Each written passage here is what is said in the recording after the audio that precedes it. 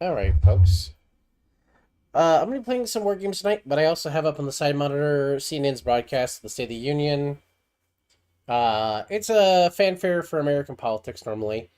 Um, but I figure, given that I usually do a lot of political stuff and I like covering politics, it might be fun to listen in and play a war game while this is going on.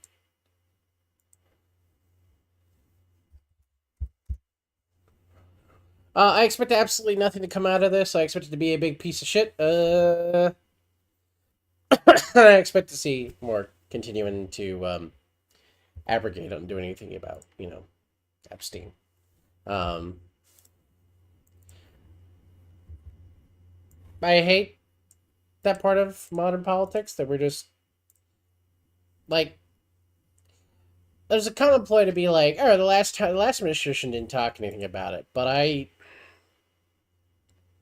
So what if the last people didn't do it?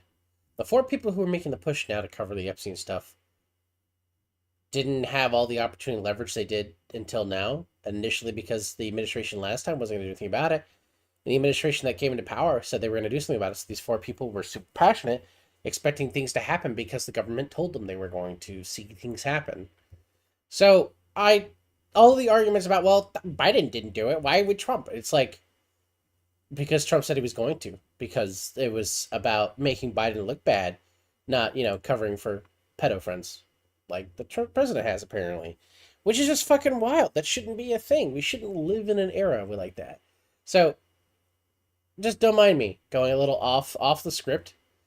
I have no personal opinion about partisan politics. That would be illegal technically. But I have all the negativity in the world uh, for this bullshit that's about to break down. Um, I just I'm very passionate about saying something.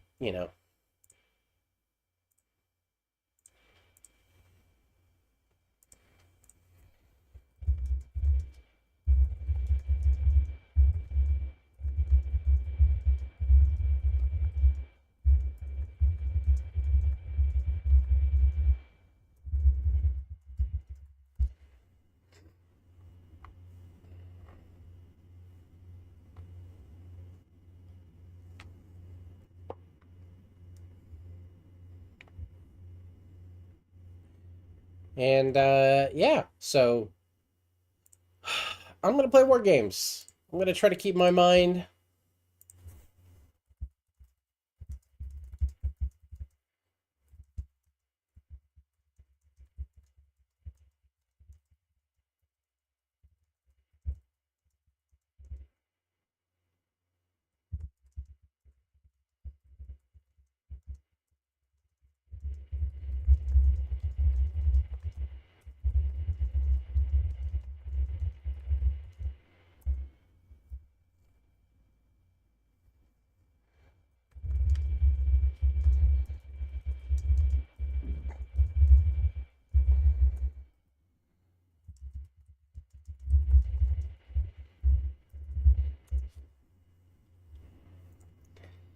Yeah, so we're just gonna play a war game. We're gonna get my mind onto politics, onto the bullshit of modern day life.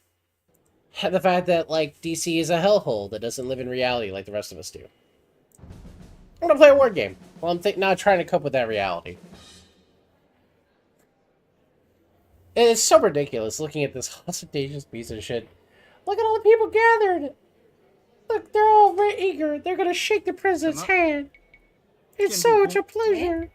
Sorry, It feels like unnecessary amounts of fanfare. The State of the Union is a common part of American democracy.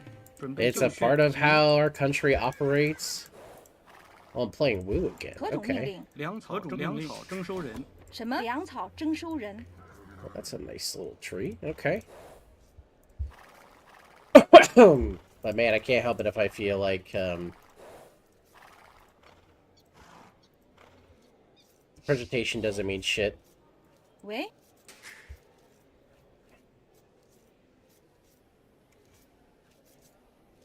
Because it doesn't. It doesn't mean shit.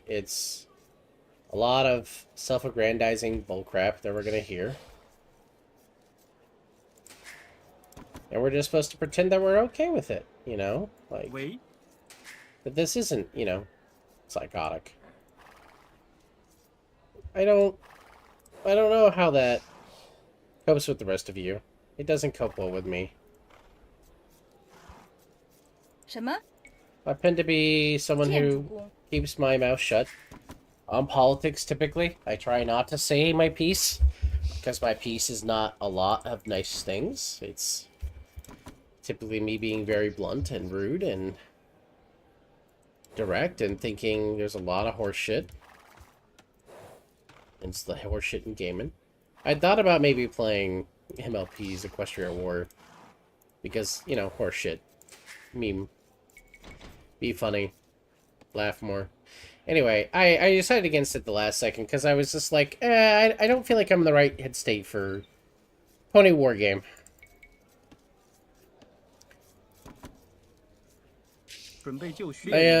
I feel like I'm not nauseated, but I can't say that I'm content with the way reality is. I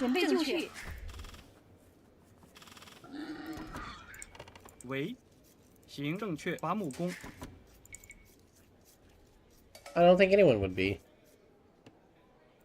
I think it's a hellhole of a reality. And we're just sort of told to be content about it, and that's hard to do. Who's going to be content about the way the country is right now?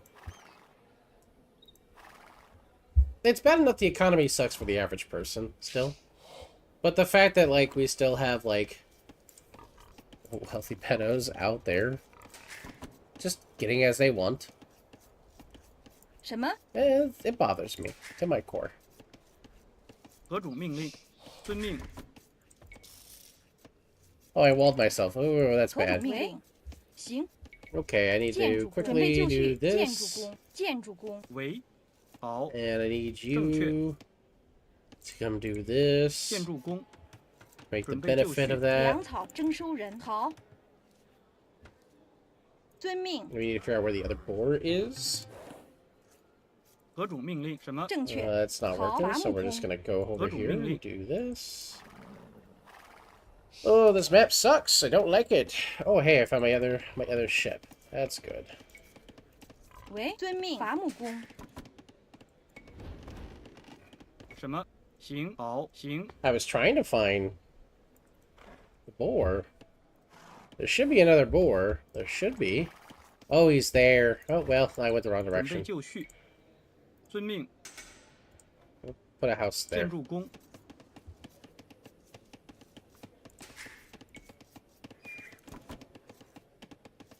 什么？准备就绪。何种命令？伐木工，粮草征收人。何种命令？伐木工，粮草征收人。 Okay, cool. 什么？猎人。什么？准备就绪。何种命令？行。 You just send her back. 为正确。好。建筑工。 喂，准备就绪。行。什么？正确。猎人。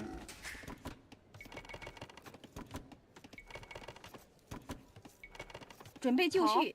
粮草征收人。粮草征收人。 Okay, just enough food.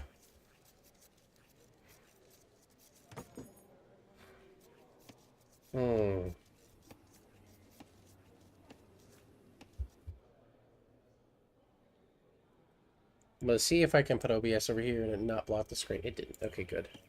喂，猎人。遵命，伐木工。正确。伐木工。伐木工。何种命令？伐木工。伐木工。准备就绪。伐木工。伐木工。伐木工。喂，伐木工。什么？ 伐木工。什么？伐木工。何种命令？伐木工。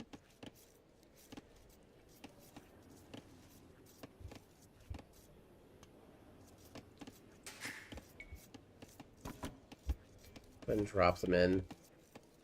Military production and docks provide food.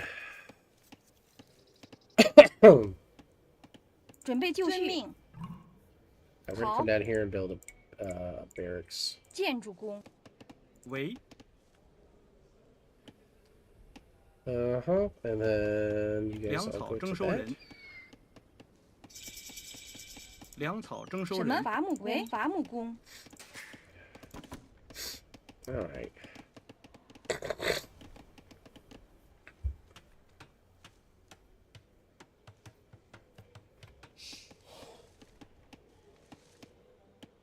准备就绪。 Oh, did I steal pigs? Ooh, cool. Oh, come try to come over here. 何种命令？伐木工、矿工，准备就绪。行，伐木工、矿工。喂，伐木工，伐木工。 Okay. 什么？建筑工。 Over here.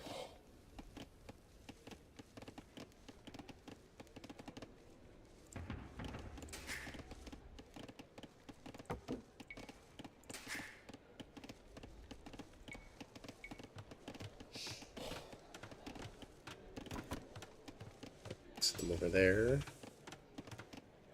Wood. 何种命令 And？this one depletes. They're gonna Wait. do that.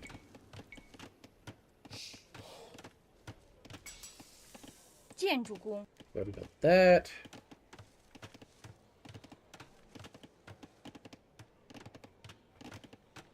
何种命令？建筑工。准备就绪。建筑工。为建筑工。猎人。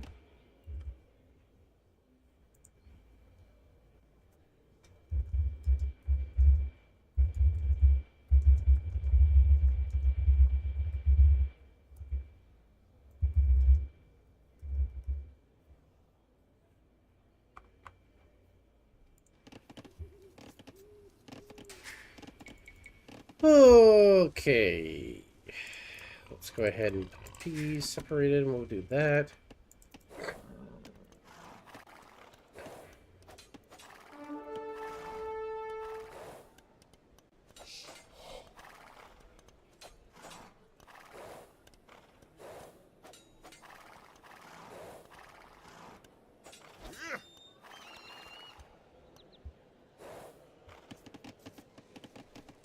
Yeah, just doing some damage as much as we can. 准备就绪。建筑工。建筑工。建筑工。建筑工。建筑工。建筑工。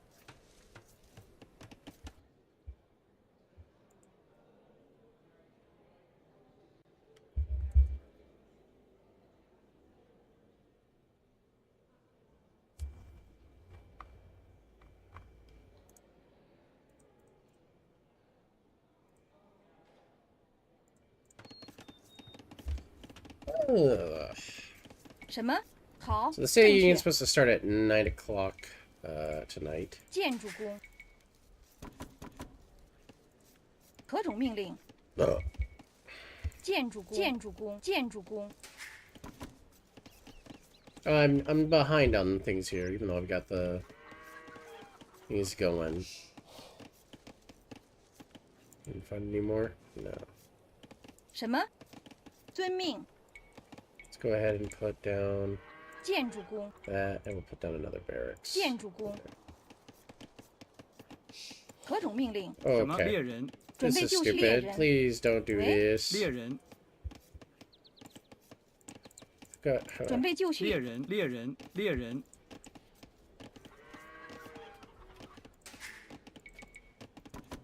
何种命令？建筑工。建筑工。建筑工。准备就绪。什么？建筑工。行。猎人。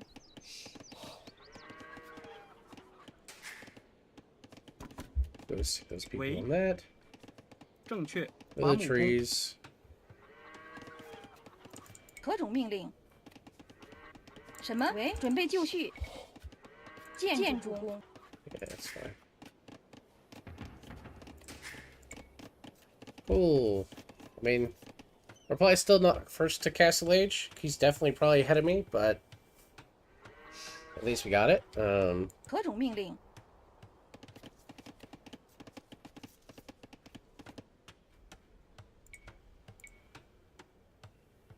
建筑工，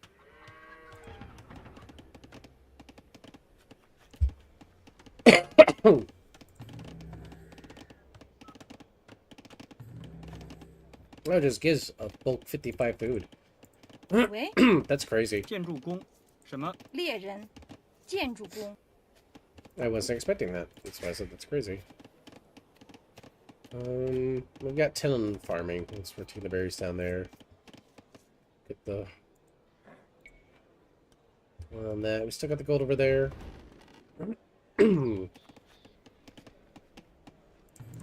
I'm gonna go ahead and build, since I already had a bunch of boys. 什么？何种命令？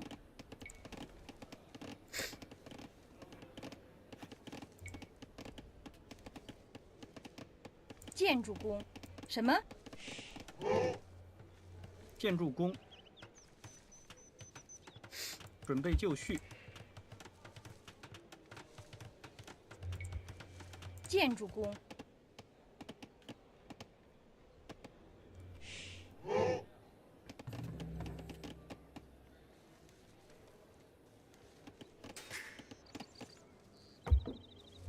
何种命令？ Oh, God. 遵命。好， Okay, they got an army over here. 建筑工，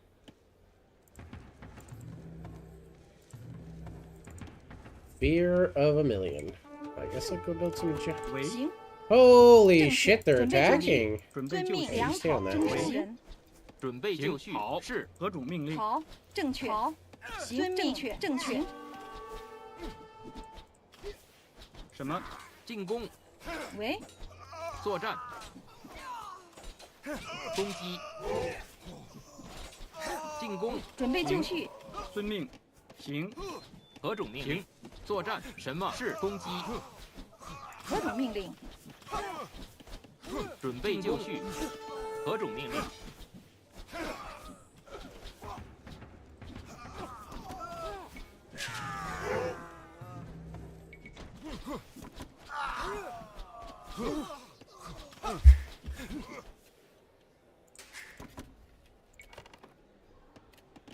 喂， No. 正确。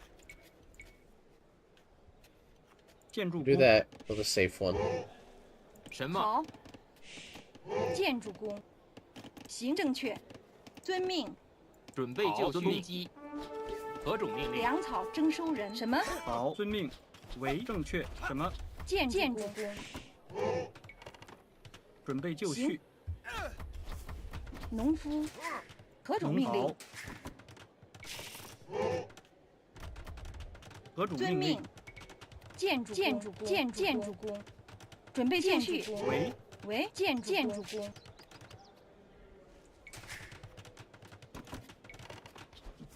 什么？是。何种命令？准备就绪。作战。何种命令？准备作战。何种命令？进攻是准备就绪。作战。什么？攻击。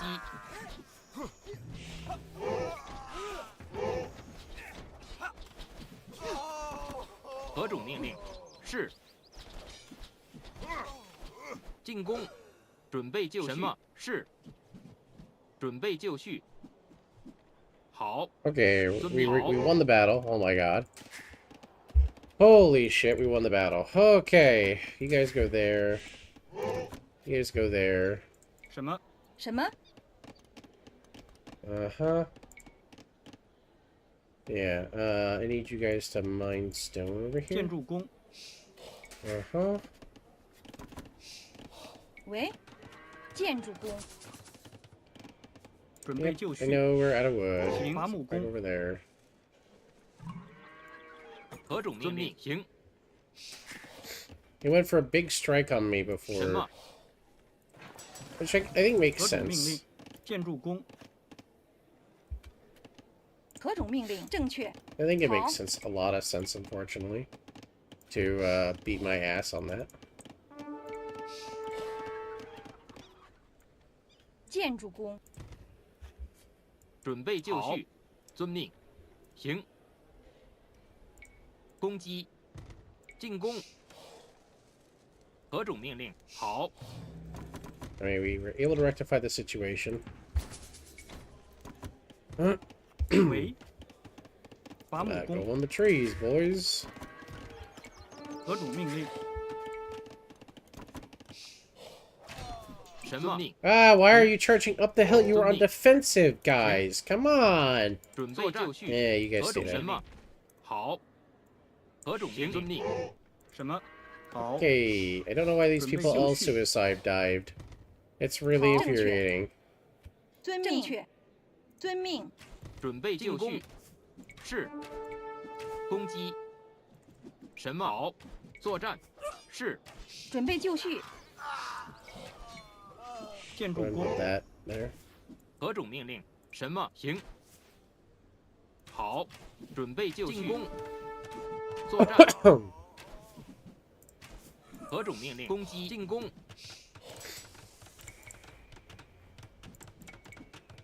什么？准备就绪。行。 Come back. 什么？好。 Yeah. 什么？好。 Okay, now we're gonna build a real gate. 建筑工。 And continue building palisades 建筑工。 that way. Yep. 为什么？正确。 And we'll do this. 建筑工建筑工建筑工建筑工建筑工建筑工建筑工建筑工建筑工建筑建筑工建筑工建筑工 Yep. 建筑工建筑工建筑工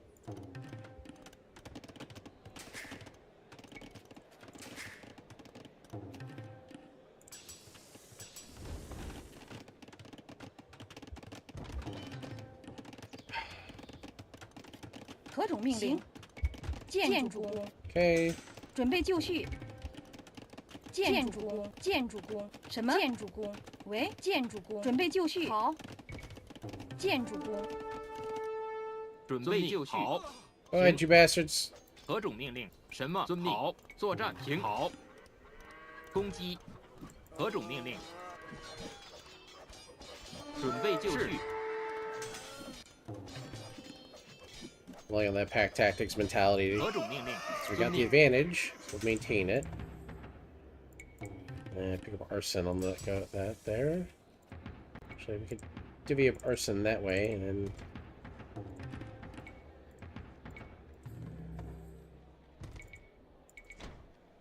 And then pick up that up.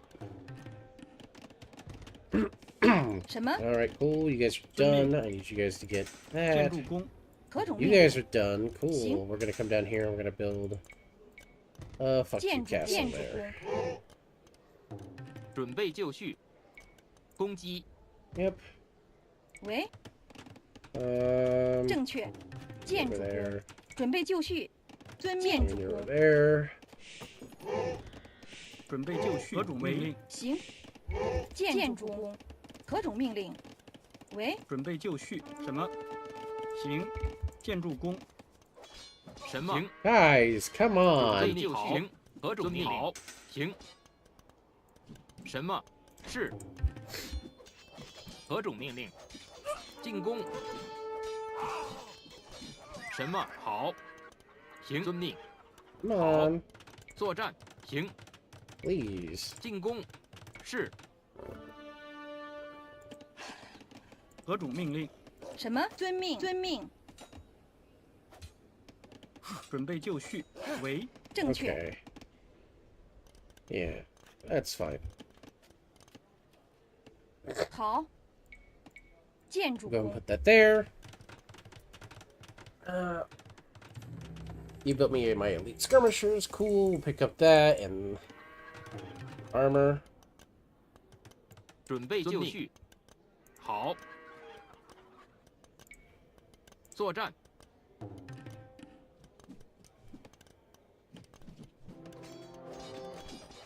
喂，正确。建筑工。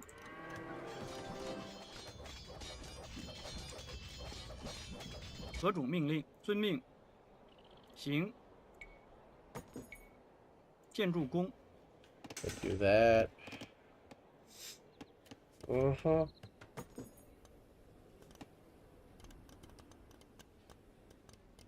什么 Yeah.？遵命。 We'll go over here. 攻击。 I don't really want to go up the hill. I want to make sure they have stuff. Okay, we want that. Pick that up. I'm okay staying in the castle age for a little bit longer.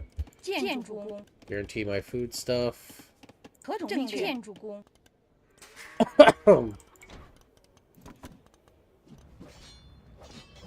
何种命令？ We found the stone mine. We love it there. 什么？ Yeah, we'll go ahead and build. Like, 建筑工。建筑工。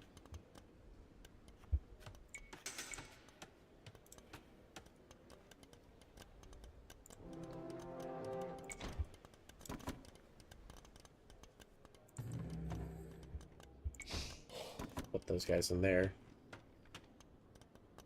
什么？伐木工。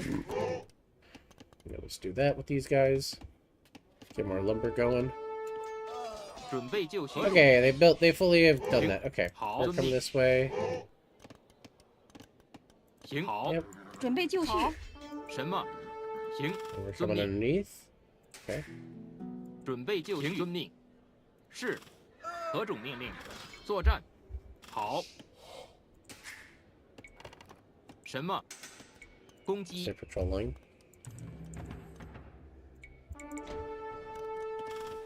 准备就绪。准备就绪。遵命。何种命令？好。什么？好。准备就绪。进攻。 It's fine. 什么？喂。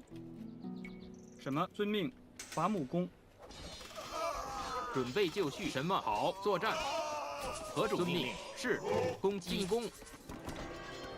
什么？准备就绪。何种命令？进攻。什么？何种命令正确？为好。准备作战。攻击。何种作战？攻击。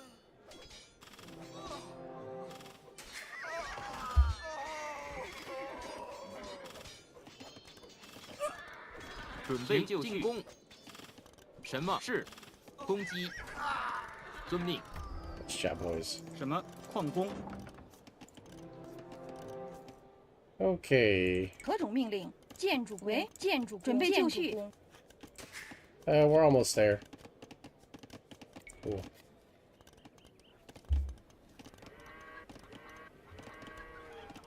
准备就绪。好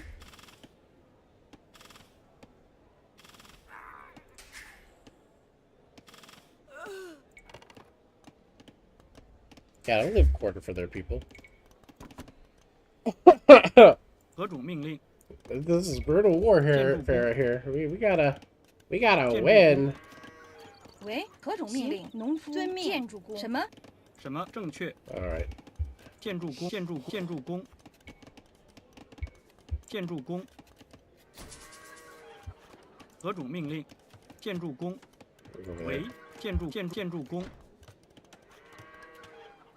Okay. I'm gonna send those people over there. You're researching. Send those people to chop over there.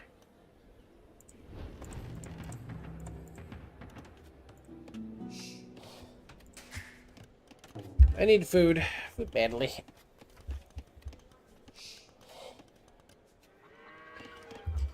I need wood badly. 准备就绪。准备就绪， We'll go ahead and put a second 建 cast 筑工， over there. 建筑工， Just verify that there's nothing over there. Oh, there is. 何种命令？好，行。进攻。作战。好，遵命。准备就绪。行，是。何种命令？何种命令？作战。喂，行为遵命。什么？正确。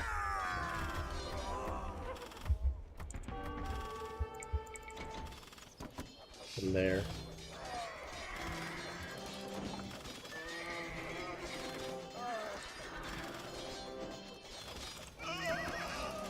准备就绪。喂，遵命。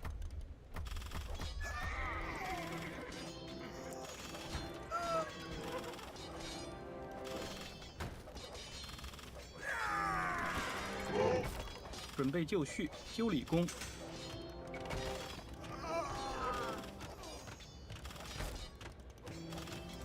什么？何种命令？修理工，好。什么？行。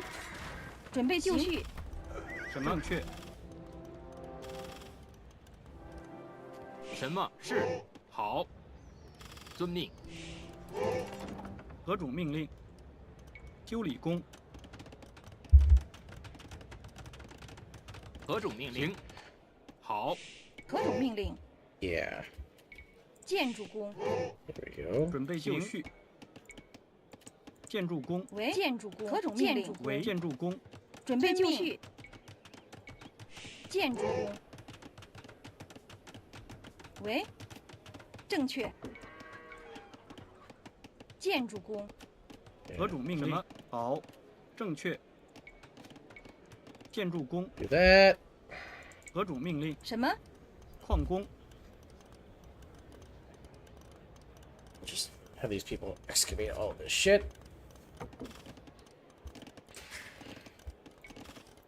Go ahead and do that. You can pick that up, and we'll build another 5 villagers.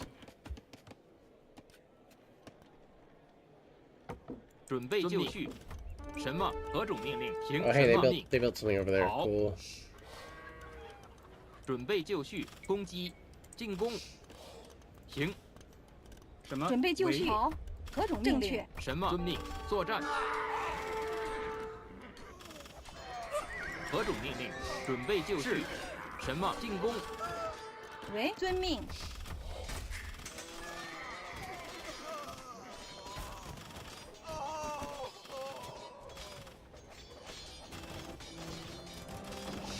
Going hard on it.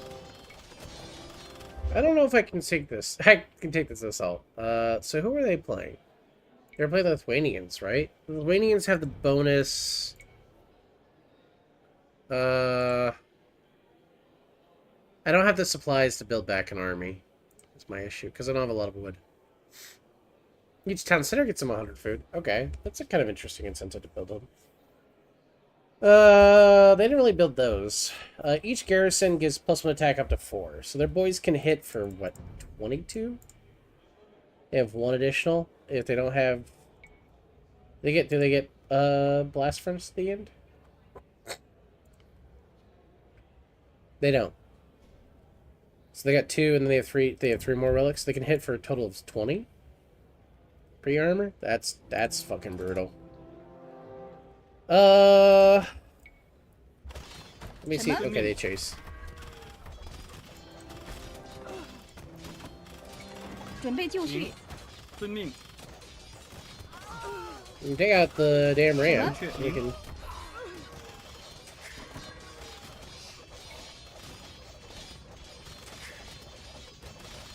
Yeah, no, okay. We're done. We understand. Sometimes it's not meant to be. We just don't win. It's fine. There's nothing wrong with losing. As long as we understand we're losing. Oh.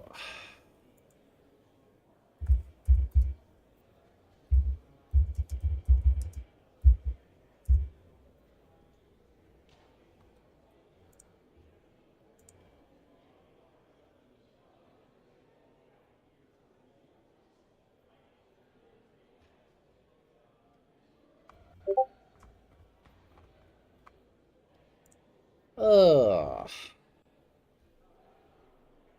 Let's see. I want to try maybe a scenario. I feel like I'm at that weird crux point where, like, moderate games are too easy for me. Hard games are too hard. And I don't know the fundamental distinction in my own skill level to learn yet. I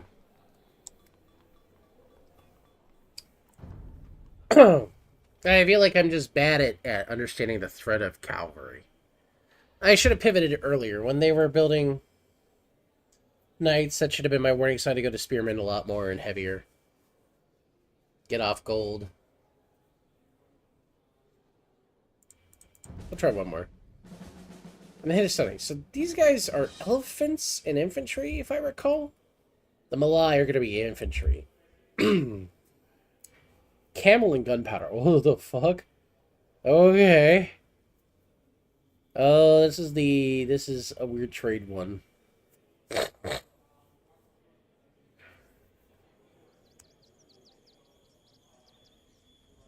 Oh, the villagers are cheaper. That's right.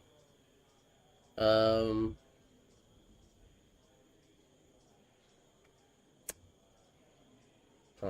gunpowder units. Man. Interesting. I don't know how I feel about that. Okay, we'll try. Namaste. Nirmata. मैं तैयार हूँ। Nirmata. Wow, that horse is in the worst spot possible. Okay.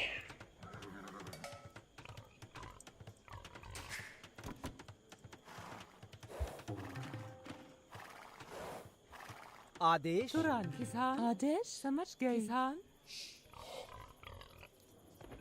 Well, this is a lot of starting resources right off the bat. Okay.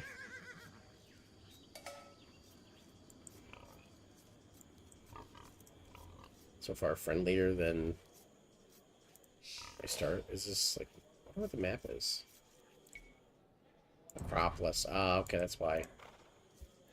Acropolis has the unbuildable wall spacing.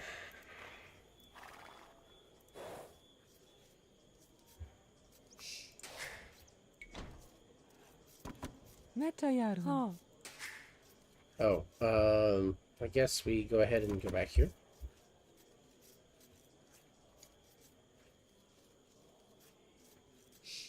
हाँ Yep. निर्माता Because I can put my mining next to it. नमस्ते निर्माता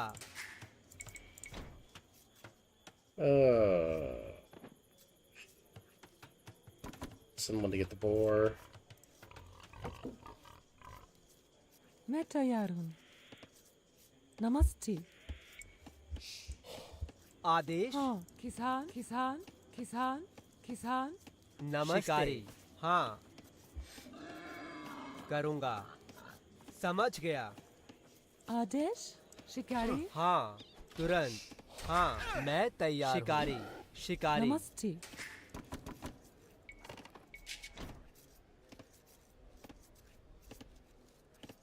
हाँ निर्माता निर्माता निर्माता लकड़हारा नमस्ते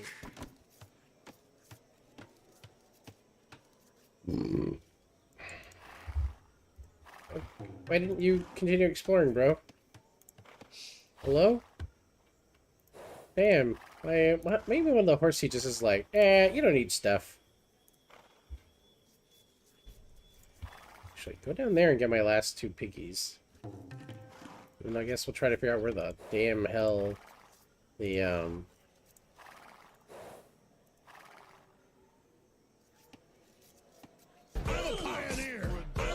Oh, hi, wife. You got kid with the ad wake, I see. आदेश मैं तैयार हूँ Kisan. Huh. We'll go ahead and send the Lakura. third person over, send them all over there for in the trees for now. And these guys can go there. We'll do this, and I'll send those guys out there. As I try to figure out where my last boar is. Thank you, wife, though, for the redeem of the Wakanda. Ugh. My brain.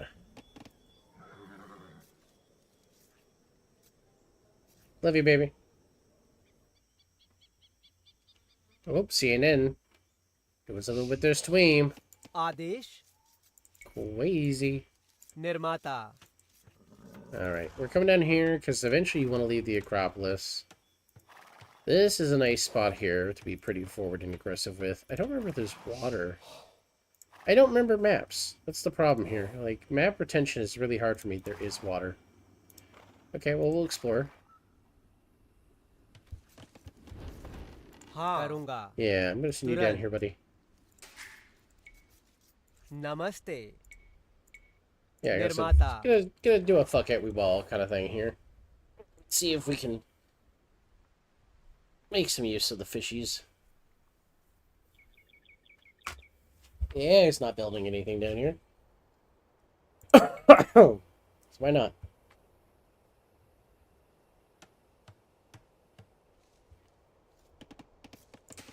मैं तैयार हूँ आदेश मैं All तैयार right, हूँ they're gonna do.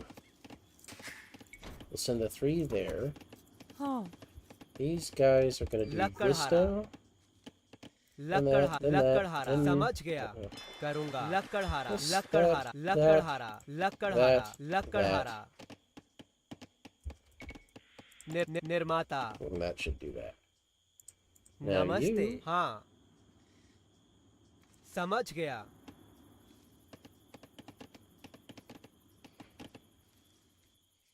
I guess we'll put you down here because now we can make Nirmata. benefit of that.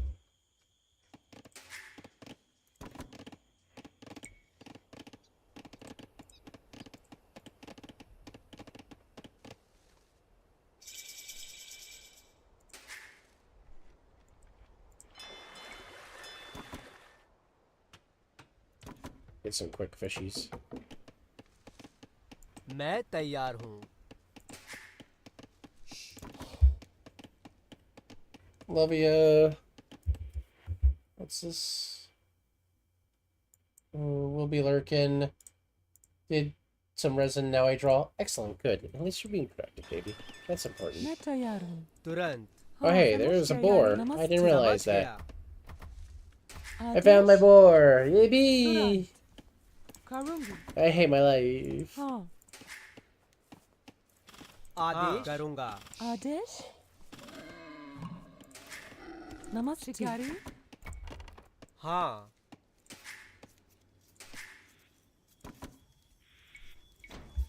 There we go.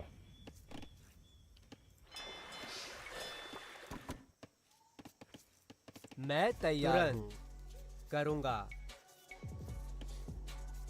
निर्माता नमस्ते निर्माता निर्माता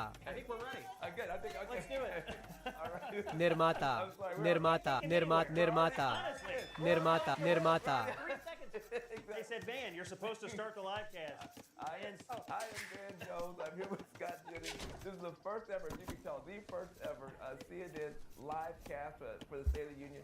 We've got protesters outside. We've got political pros on the inside. We've got military families. We've got all kinds of people. But most importantly, we get a chance to have a conversation not in Washington, D.C., Adesh but here at ground zero, the निर्माता of the heartland in America, Saginaw. हाँ निर्माता It's going to be an interesting conversation. तुरंत निर्माता निर्माता 10 voters. निर्माता More Adesh Republican, more Democrat. We have a couple of independents निर्माता here मैं as well. तैयार हूँ And Van, we're in a swing निर्माता area of लकड़हारा a swing state. This area has bounced back and forth. Michigan has bounced back and forth. And Pain. we've been Okay, we'll do previewing this. the State of the Union here just a little bit. Swap off. I don't think we're going to have any trouble getting into some deep opinions here.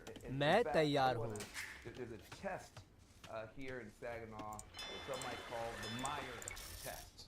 and I want to start with you. Can you explain to Namaste. people what is the Myers test? What is Myers? Meta And Yarhara. what- La and Kurhara. how La is Kurhara. Buckley feeling the Myers test in your life? Well, he's failing the Myers test in my life because my ends are not meeting. I'm having a What is really Meijer? hard time. Meyer is similar to a Walmart, but it's more in Michigan, Ohio, Kentucky. Yeah, Meyer in Louisville. We have a Meyer in my home state of Illinois. I grew up. There's like 3 of them in my hometown. Well, not my hometown. Well, near my hometown. There's like 3 of them. An old couple that was like grandparents to me grew up. The wife worked at Meyer like my entire youth. They were like avid fans of it. Now they admittedly they did grow up in like Chicago and Michigan area.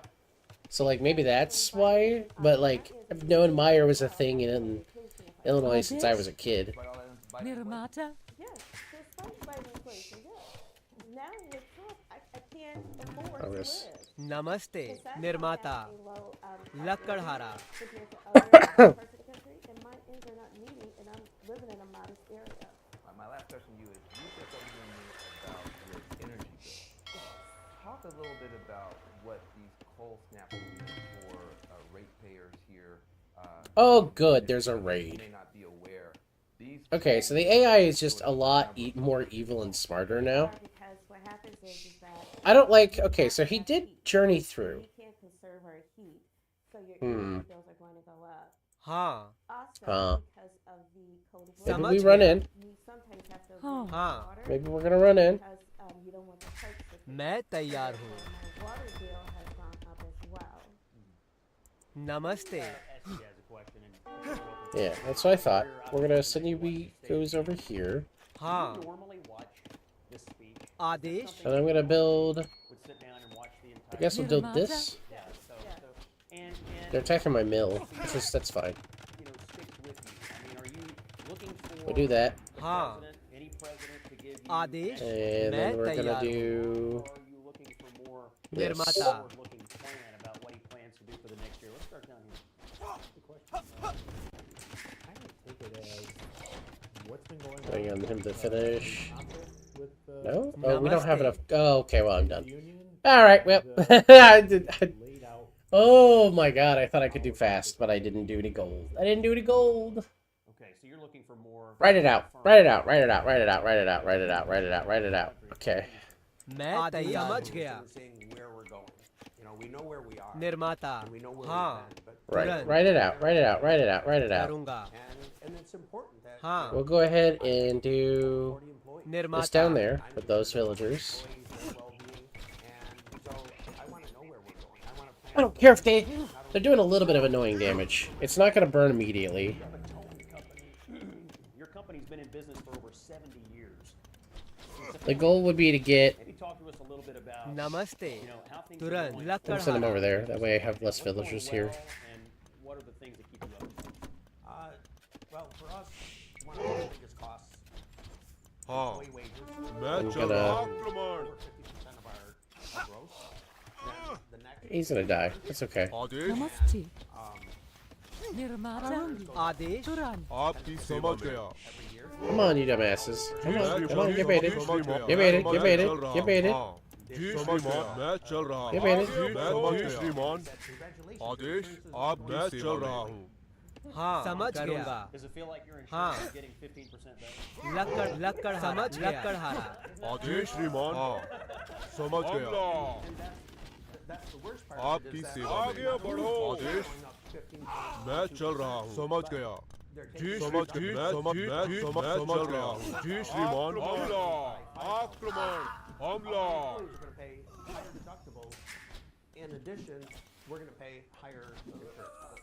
Tonight, हाँ we're gonna talk. Is it easier for you to be All right, cool. now that Trump is there, or Okay. or आपकी मैं चल रहा हूँ Because they're I need to invest in some spearmen. making more money.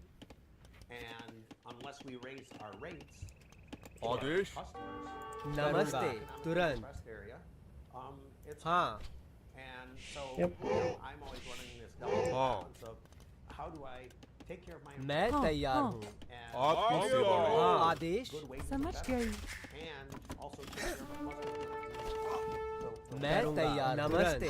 आदेश जी श्रीमान। हाँ मैं चल रहा हूँ आपकी सेवा में। जी श्रीमान चल रहा हूँ। आदेश आक्रमण। जी श्रीमान मैं चल रहा हूँ। All right, we're gonna keep these guys here. And part of the reason for that is I haven't seen leadership. The tariffs have But they didn't attack my boat, my fishing boat's in the middle, which is funny to me. They have a lot of bows, which is a problem. So here's what I'm gonna do now. this year, I'm if I order gonna- the exact same model, exact same features, I'm paying $140,000, $150,000 for the same truck. So that truck's gone up almost 40%. Nirmata. And the back part Adesh. of it is made in Tennessee. The engine's made in Ohio. Transmission's made Nirmata. in Indiana, Adesh. but it's assembled in Mexico. So we're getting hit with a निर्माता। tariff on the chassis. समझ and गया। then we're getting hit with some निर्माता। on the steel. So it really affects us negatively in terms of हाँ, what we can करूँगा। You can go back there. and, It's fine. and what we can do. Talk to someone who's sitting right behind me. I don't want to leave Luke out of the conversation. Luke, I believe you're our youngest voter here, and I think your vote in the 24 presidential election, that was your समझ first गया। presidential election. Maybe tell us a little bit about निर्माता। Built that. नमस्ते। निर्माता। Yeah, I voted for President. मैं तैयार हूँ। And हाँ। I guess I kind of have mixed feelings. निर्माता। he's doing निर्माता। well, Adesh. but there's also other things that he's not doing so well. मैं तैयार हूँ। Closing the Kanik. border, हाँ। maybe not necessarily the handling of निर्माता। some of the मैं तैयार हूँ। but he did a good निर्माता। job, I think, on actually shutting Let them close that in. मैं तैयार हूँ। निर्माता। at least not illegal. Luke, let me ask you a question about how Adesh. you're consuming निर्माता। how निर्माता। you take in information about the health of the country. We're hearing that the president may speak for maybe 2 or more hours tonight. We don't know how long he's going to speak. I mean, it's a long Adesh लकड़हारा। for anybody to watch. But for people in your age cohort, how do you नमस्ते। think they're most करूँगा। likely to खनिक। consume if they What is consume that? at all, You use the word cohort. I know what it means, but like, tonight? I assume it's going to be bit of a big word to use. आदेश समझ गया। I'm gonna drop these guys down here because the wall's there now. I think most of my kids my age are not going to watch it live. I couldn't tell you. I have a couple of friends that are kind of into politics, but that might watch it. But most of my friends would probably हाँ, just हाँ। consider We'll go ahead and put down निर्माता। monastery here. one thing that he needs to say that would tell you he's got us on the right track. What would it be? I would like to hear him talk about the economy for sure, and kind of for kids my age, probably stuff about housing. When I graduate, नमस्ते। buy a home. We don't need wood. There we निर्माता। go. Ridiculous. I don't think I could. It would take years for me to save the हाँ। amount of money I would need to do my house. आपकी सेवा में समझ गया। श्रीमान मैं चल रहा हूँ। आदेश। Hey, when the game is just like, why would you want to do anything मैं चल useful? रहा हूँ। आगे बढ़ो। आपकी श्रीमान। आगे बढ़ो। आक्रमण। Man, this is surprising. मैं तैयार हूँ। But I think you like it. हाँ। I think that you might be one of the people here who निर्माता। is a president हाँ, that is हाँ, doing a Kanik. good job, even though the polling Kanik. is not so strong for him. Talk to us about how you see Donald Trump right now. Well, I think one of the things that I see, before I get into Donald Trump, let me make a point that I think is interesting. Bill Maher on his show said, why do we even bother with the State of the Union, regardless of which party is in हाँ। office? हाँ, मैं चल रहा हूँ। Presidents, समझ गया। मैं चल रहा हूँ। समझ गया। हाँ। When Joe Biden was president, मैं तैयार हूँ। yell from the audience. Trump's in the presidency, they निर्माता। yell from the audience. And it's निर्माता। for them. निर्माता। They're supposed to be लकड़हारा। there for us. Good point. Okay? Very good. And Bill said for 100 years or more, there was no State of the Union. It was a report. You gave the report. And it was delivered to the Speaker of the Adesh. House. निर्माता। निर्माता। Make your comment, whatever you want. It was a piece of paper. It wasn't grandstanding. It wasn't put in the newspaper even. नमस्ते। For a very long time. Van Ness sounds like an old joke. About the same as me, honestly, but Okay. Except for my oldest son is 45. maybe a little bit longer. There you go. Okay. But I mean, but Adesh why is it this way? I mean, you're a good, strong. निर्माता निर्माता Yes, you do have लकड़हारा people on both sides, and sometimes get out of hand. It seems like that's a fashionable thing. What's going on? I think unfortunately, and we were talking about this earlier, was that the parties tend to. Okay, I'll use an example. When I was born was the end of Dwight Eisenhower's presidency, Republican, 1961. He comes into office. There's a transitional meeting between him and John F. Kennedy. Okay, politically today, regardless of what party you're affiliated with, neither one of them would even be nominated by their respective parties because they were this close. Well, so you're lamenting something, but somebody might say you're dodging my question. Okay. I asked you about Donald Trump, and you started talking about Eisenhower. That might make me think. Okay. that you don't want to defend this I guy. guess the point is that regardless of who's in the White House, they seem to be playing to the edge of their parties. Okay? Where with Kennedy and Eisenhower, they were much closer. Where is my monk? They cared about Mr. Monk, where are you? They cared about the voter, both sides. Let me ask a question on this vein. I think this is important. For the people in the room here आपकी सेवा में आदेश Oh, there he is. मैं चल रहा हूँ समझ गया Namaste, Nirmata. that would cause you to say, oh, you know what? I think the president's onto something there. Can you think of something हाँ. that would give you some belief that maybe निर्माता maybe there's something you could hang your hat on नमस्ते निर्माता that maybe you don't support? Let's drag this pastor in here. मैं समझ गया Pray his way out of this question. निर्माता निर्माता I निर्माता kinda निर्माता हाँ निर्माता किसान honestly say is आदेश मैं तैयार लकड़हारा Yeah, go ahead and dig into that. Okay. Oh, तुरंत समझ गया I'm gonna build the stables now. I don't know what I know I get camels.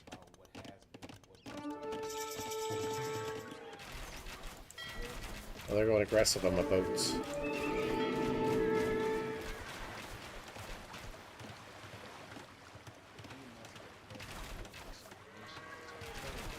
Kill them boats.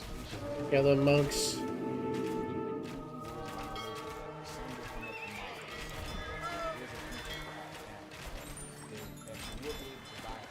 That's fine. Adesh? tomorrow having a better job, a better retirement, a better निर्माता Gotta build that. anything to encourage us that there is going to be something to hold on to. So you're looking for optimism. I mean, that's generally what we. हाँ You want the president to have an optimistic vision for the future. Everybody here agree with that? Would that get you back? Nirmata? Back to loving Trump.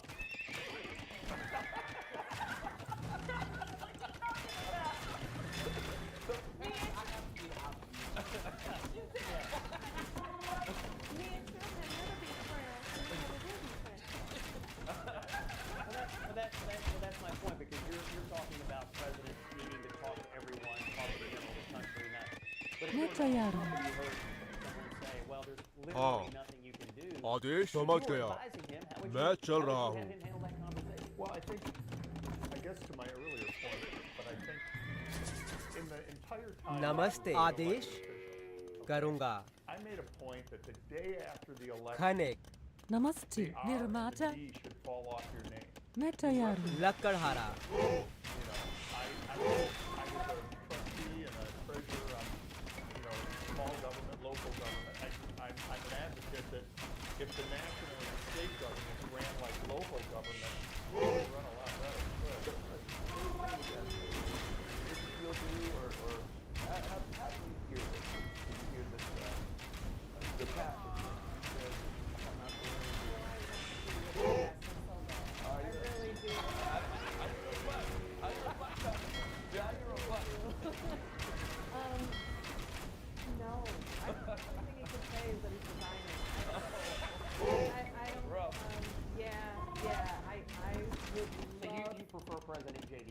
आपकी समझ गया हमला आगे बढ़ो Oh God. I'll admit I like this book. हाँ but मैं चल रहा हूँ no, you know, I would love to expect a message of hope for the future, but A little of the herbalist is necessary. and we're not going to हमला if we're What is the thing bothering you? I talked to you before. There's some things that are really hurting you and bothering you when it comes to women. Namaste. समझ गया Can you say a little bit हाँ about that? Yeah, well, when we talked, I was a little sick, and so I started watching The Handmaid's Tale. And हाँ I stopped. Kanik. मैं तैयार हूँ It started feeling too real. It started feeling too I don't feel like this president respects women. I don't feel like this. Try to augment into that. आप जी श्रीमान समझ गया That's आक्रमण Oh, they grinded me out my dudes. Okay. But I think that हाँ the country is led by आदेश जी श्रीमान मैं चल रहा समझ गया जी श्रीमान आप मैं चल श्रीमान I'm gonna stay मैं close चल to समझ मैं चल रहा हूँ आदेश हाँ आपकी सेवा में Female soccer and that kind of stuff. But I think you probably see it differently. I bet you probably think Donald Trump is not so bad. Number 4. Primary, when I looked through everyone, I said, he is the guy who's going to do it. He doesn't care. He knows he's young. He's going to be a volunteer. He has no reason to do this except try to change America. Yeah, there's chemistry. Back, like we were talking about the future, So let's back out. I used to shop at Meijer when Trump was around. Once it switched, I do a budget every year. My budget went up to 10 grand with all my 3 kids and life. I'm at Aldi. I'm fine with Aldi. I'd love to get back to Meijer, but I am Aldi shopper, off-brand. नमस्ते करूँगा Trying to find other ways to keep लकड़हारा play sports. मैं तैयार हूँ Adesh. Like I Kanik. said, I would never marry him, but do I समझ trust गई. him?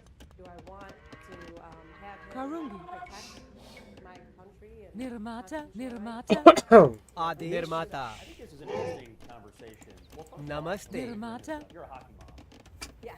and the U.S. men's hockey team is going to be All right. in the Capitol tonight. Oftentimes, presidents bring people into the Capitol, and he invited them in. They were over at the White House today. How much do things like that? I'm hearing some people who want unity. In the हाँ country. I think something समझ like that गया could be a unifying moment for everybody to stand up and निर्माता cheer on hockey players who just won the gold medal in the Olympics. Do you agree? Yeah, that was an epic moment. I wish the women would come Oh. too. I wish they would all come because there's a lot of people who aren't going to be sitting in their chairs. So let's fill it up with निर्माता gold medal winners. Adesh America to the team. लकड़हारा When Trump made the joke and said, well, I'm going to be forced to bring the women, they all laughed at the women.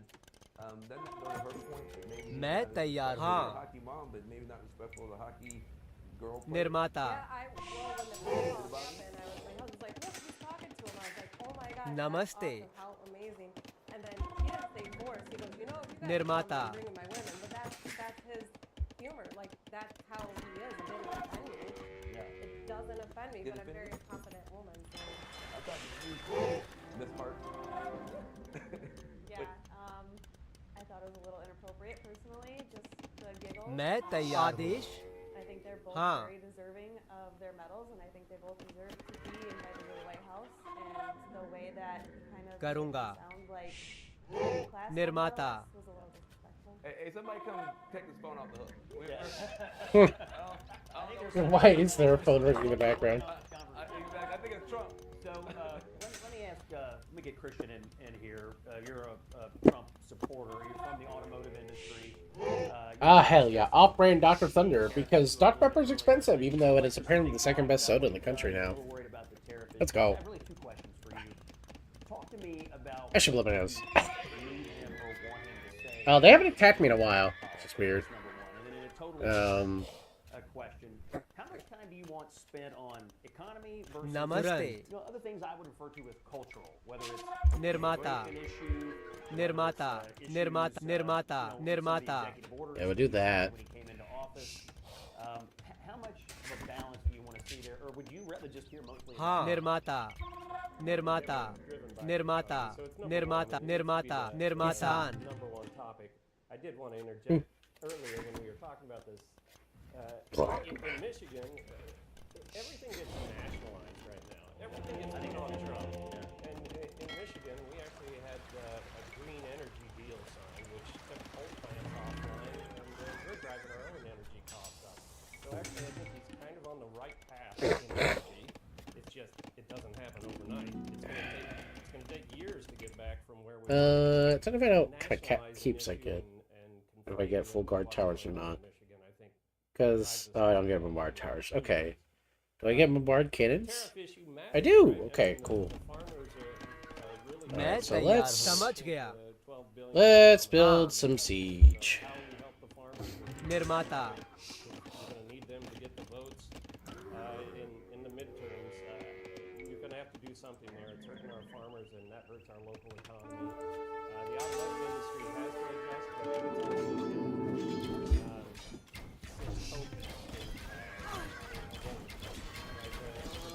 I need these guys to take care of the bombards.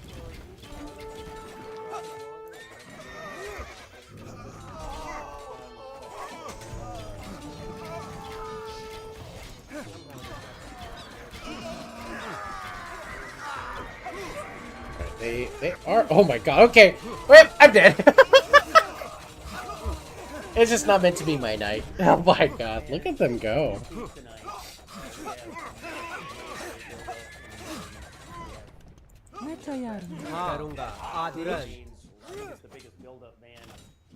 And they get arson is the problem. So like these guys hit like a Mack truck. They don't have a lot of HP, but they're gonna kill. They're gonna kill this building real good.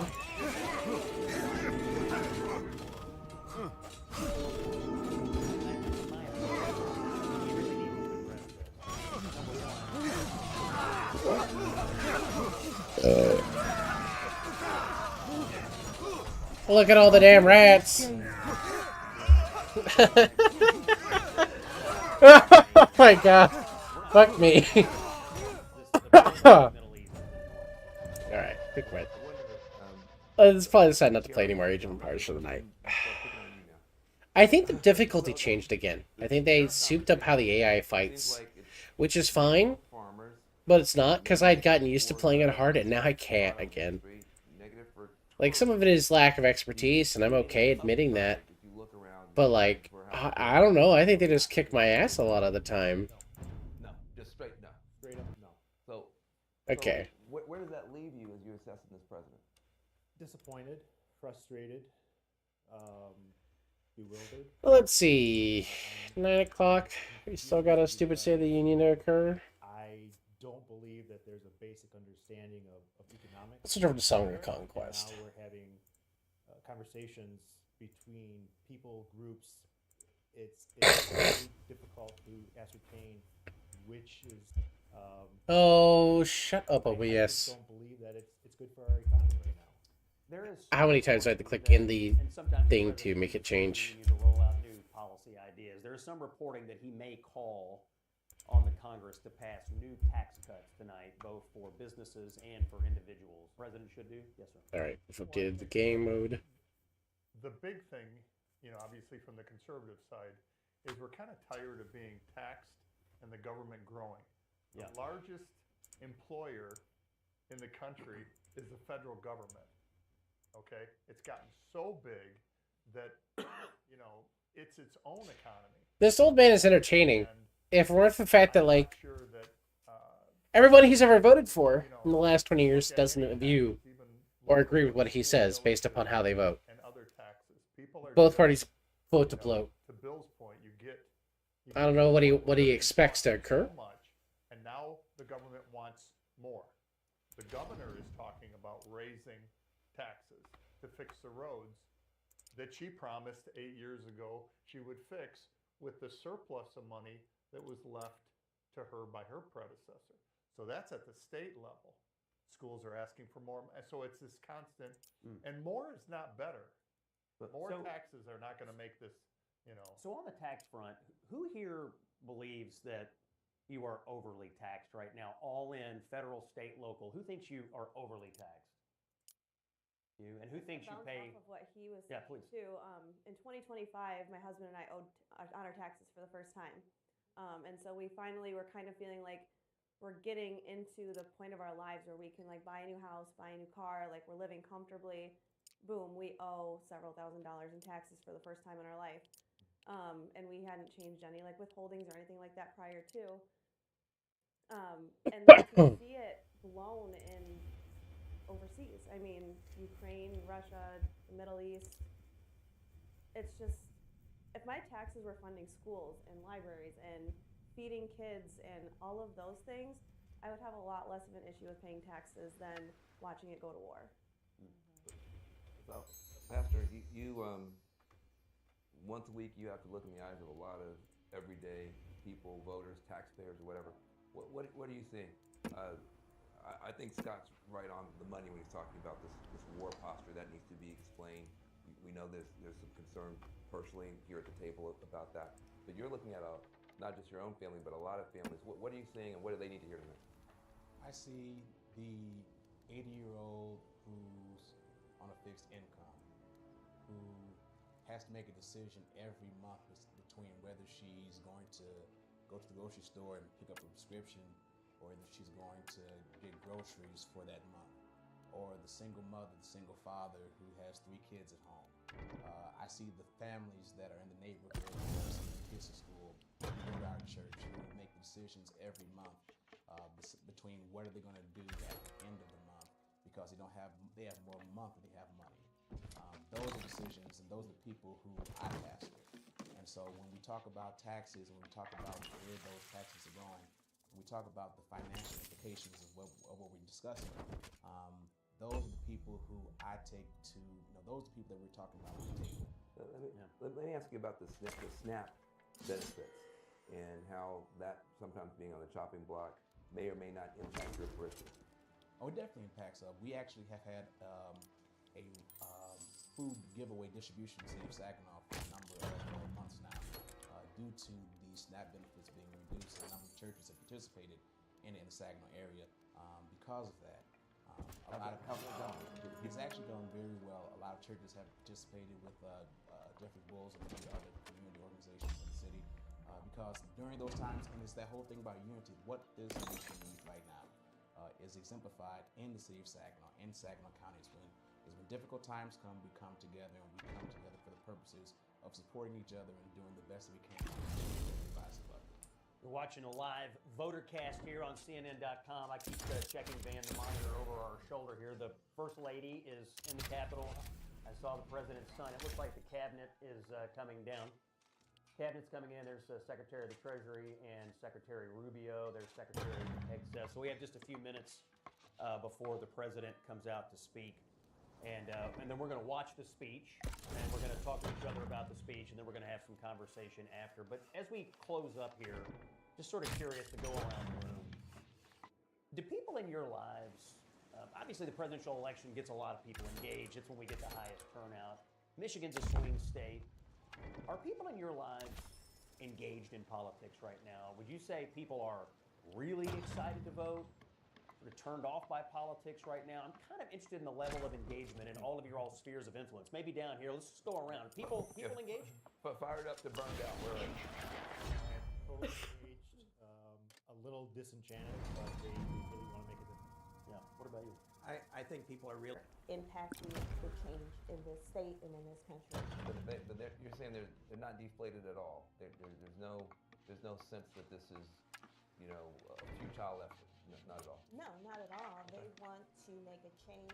They want to make sure, because we have a governor's race coming up this year. Yeah. We have the state senate and the state house. So we want to make sure that we are impacting that stays in my party's control. Okay. Yeah. So you got engaged people. Luke, how about you? How about in your age cohort, people engaged in politics? Usually markets help a lot, so I'm going to make sure here. Honestly, probably lean towards more that side. There's people that are excited to vote and get their voice out there, but I think Oh, I need to make sure I'm not showing that. my age that are kind of feeling like Okay. pointless. Songs of Conquest markets. All right. How about you, Christian? I want to see, like, in Heroes, when you had more markets in your towns. It just gets much overblown. Okay, literally will. Okay. And based on the election we just had and the low turnout, I don't think people are. Makes it easier. It makes it more affordable to buy. The actual politics. Yeah, we just had a local or a special election here for a state senate. I think that did show that people weren't that engaged, but I think on a national level, yeah, I would say it's a good mix. I kind of agree with Chris. In your world, from burned out and checked out to fired up, plugged in, where are people?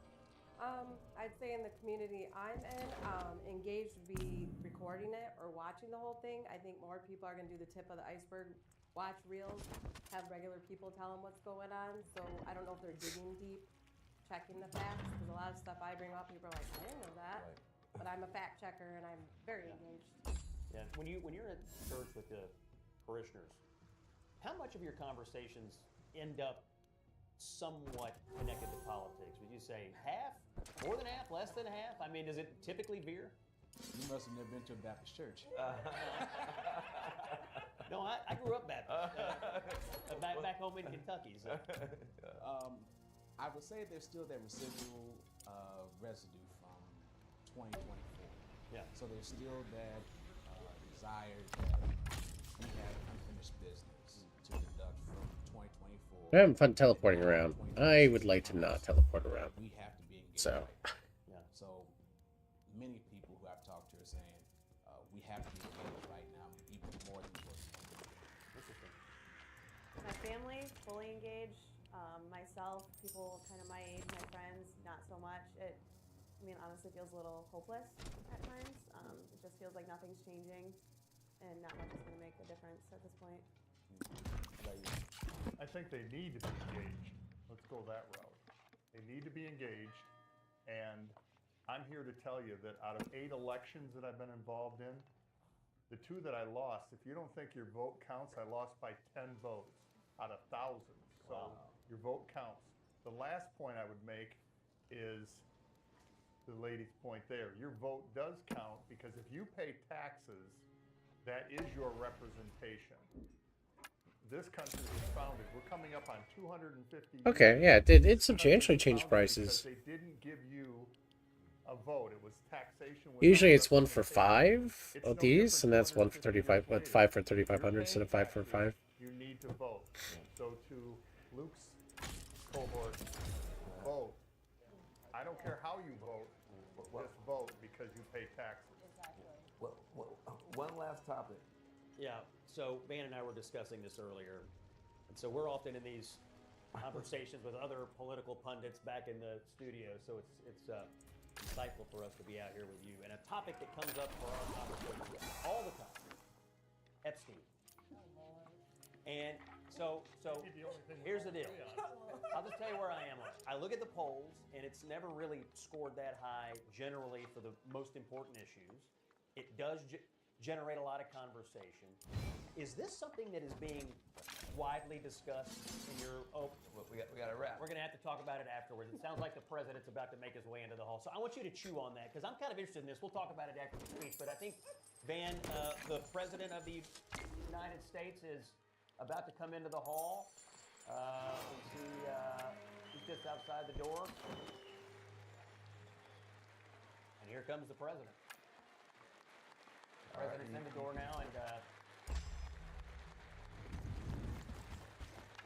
yeah, we'll see you right back here on CNN.com for the Voter Livecast after the president's speech. Thank you all. Glad I summoned her since that guy just showed up there.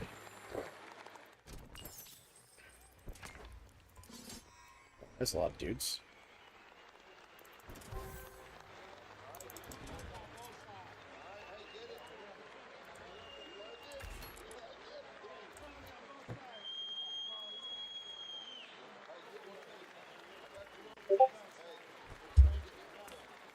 It's time for some orange tang. Let's go.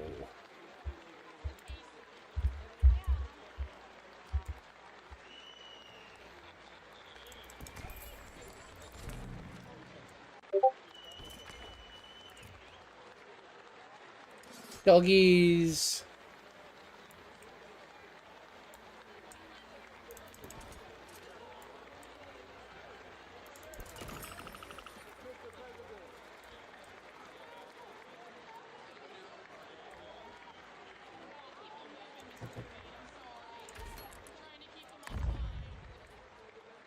Trying to keep him on time. Feel bad for that lady.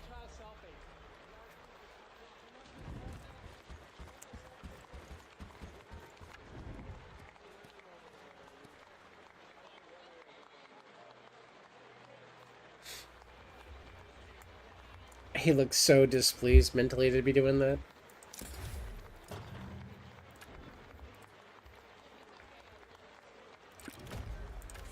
I'm not even necessarily surprised about how he conducts himself.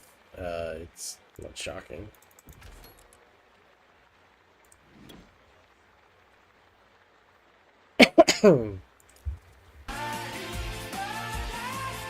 Damn strong! So fucking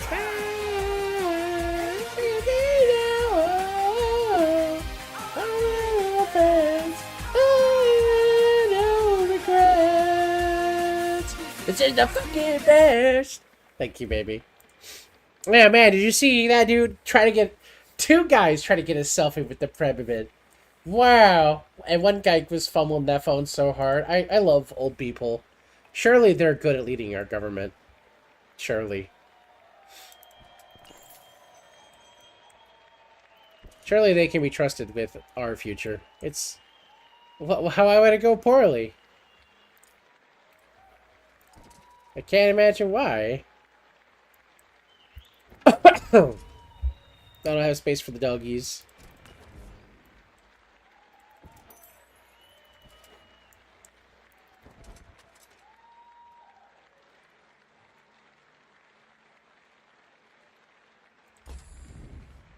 These dudes are wandering real hard.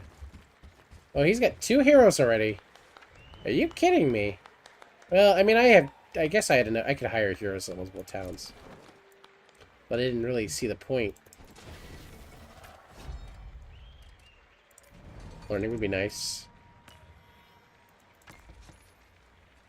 Oh, the ancient armor matters a lot more. Because I need to be able to buy this guy up.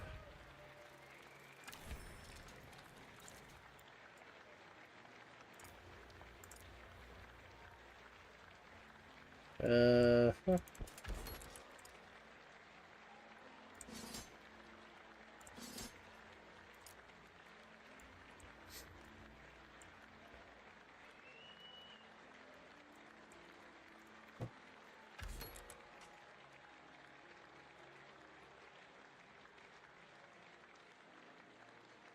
Oh, they're helpless. Okay.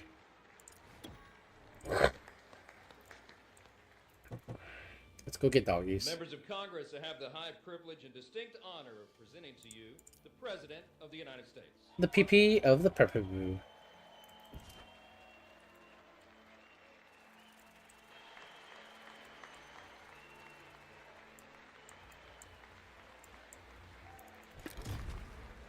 I actually hate this battle map a lot. Because I feel like I'm at a disadvantage. Well, thank you very much, everybody. It's really an honor. Speaker Johnson, Vice President Vance, First Lady of the United States. Oh, wow, that sucks. Okay. I think I might immediately just switch down my difficulty. Oh, wait, he did it and is defeatable? No. I think I need to, go to the main menu and turn down the difficulty. I don't think I'm good at this game. I'll be back in a moment, though. Would have been funny. Yeah. Of the United States.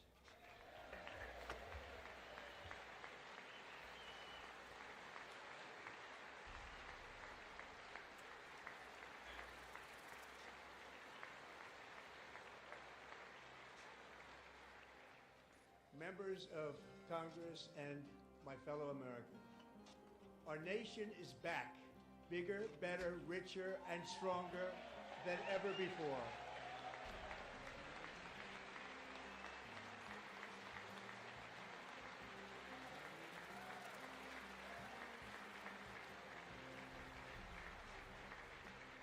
Less than 5 months from now, our country will celebrate an epic milestone in American history, the 250th anniversary of our glorious American independence. This July 4th, we will mark 2.5 centuries of liberty and triumph, progress and freedom in the most incredible and exceptional nation ever to exist on the face of the earth. And you've seen nothing yet. We're going to do better and better and better. This is the golden age of America.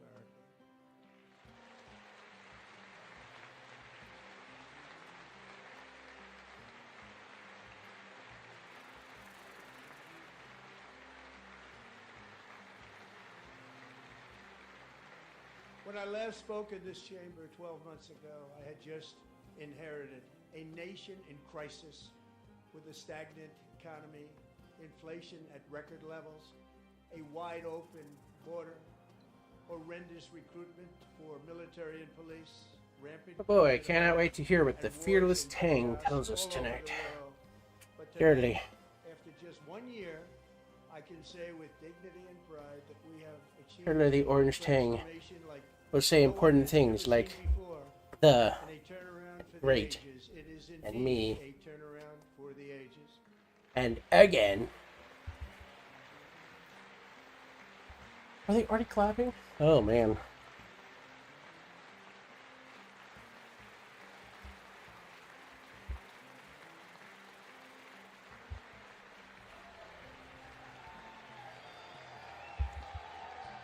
What did he even say? He should just be still in the I'm glad to be here. And we will never go back to where we were just a very short time ago. Okay, he literally is still doing that. Oh my god. Today our border is secure. Ugh.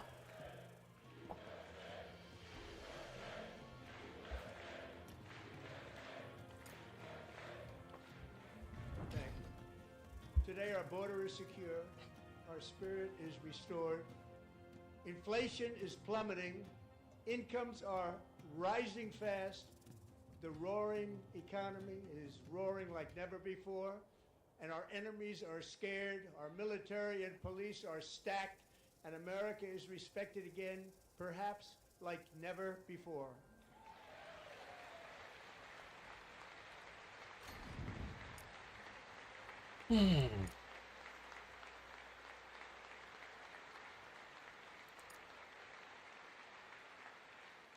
After 4 years in which millions and millions of illegal aliens poured across our borders totally unvetted and unchecked, we now have the strongest and most secure border in American history by far.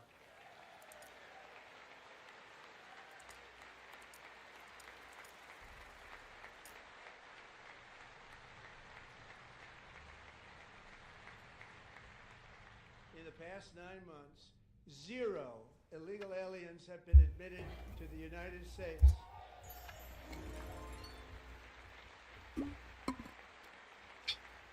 Never had an event at the start of the game. What the fuck? Holy shit.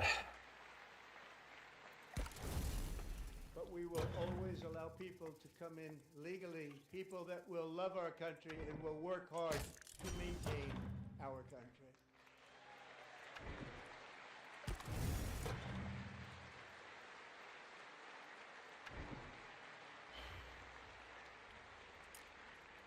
The flow of deadly fentanyl across our border is down by a record 56% in 1 year.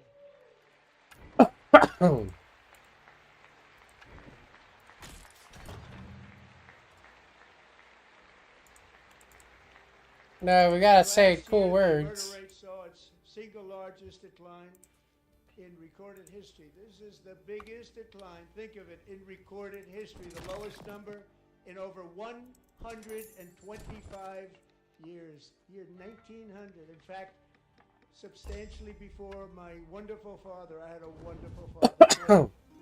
Before he was born. Substantially before he was born. That's a long time ago. He wouldn't like me to say that, but that's a long time ago. The Biden administration and its allies in Congress gave us the worst inflation in the history of our country. But in 12 months, my administration has driven core inflation down to the lowest level in more than 5 years. And in the last 3 months of 2025, it was down to 1.7%.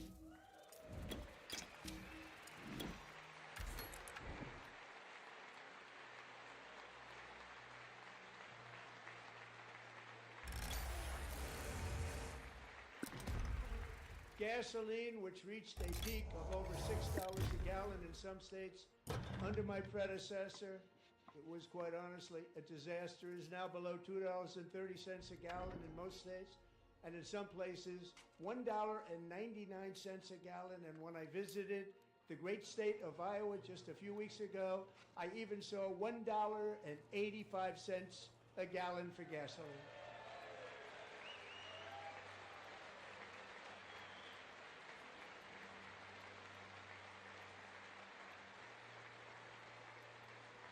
Mortgage rates are the lowest in 4 years and falling fast, and the annual cost of a typical new mortgage is down almost $5,000 just since I took office. 1 year.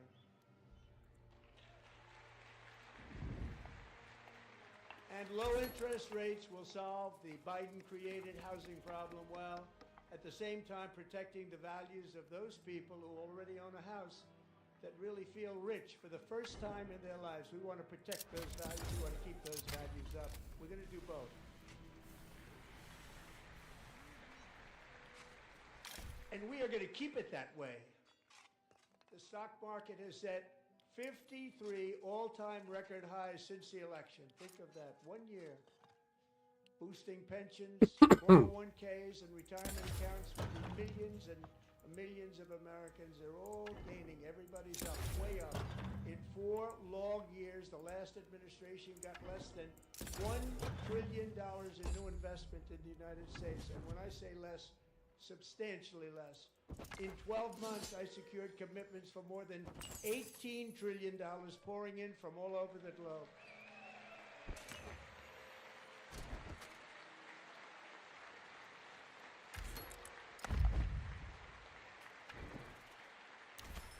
Think of it, much less than $1 trillion for 4 years versus much more than $18 trillion for 1 year. What a difference the president makes. A short time ago, we were a dead country. Now we are the hottest country anywhere in the world, the hottest.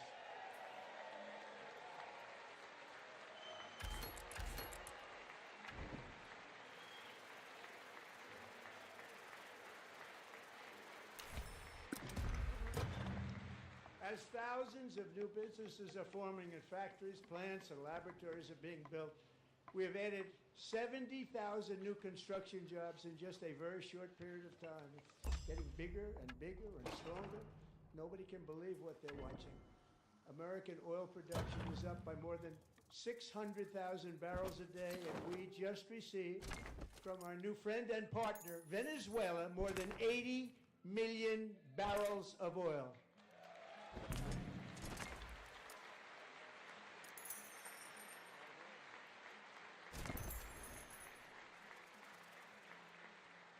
American natural gas production is at an all-time high because I kept my promise to drill, baby, drill. Yes. The mantra of the people. More Americans are working today than at any time in the history of our country. Think about that. Any time in the history of our country, people are working today. And 100% of all jobs created under my administration have been in the private sector.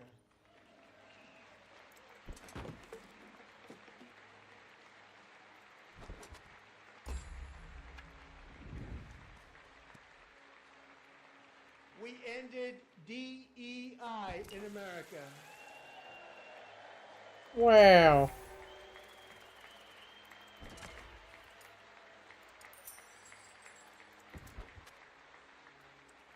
We cut a record number of job-killing regulations, and in 1 year we have lifted 2.4 million Americans, a record, off of food stamps.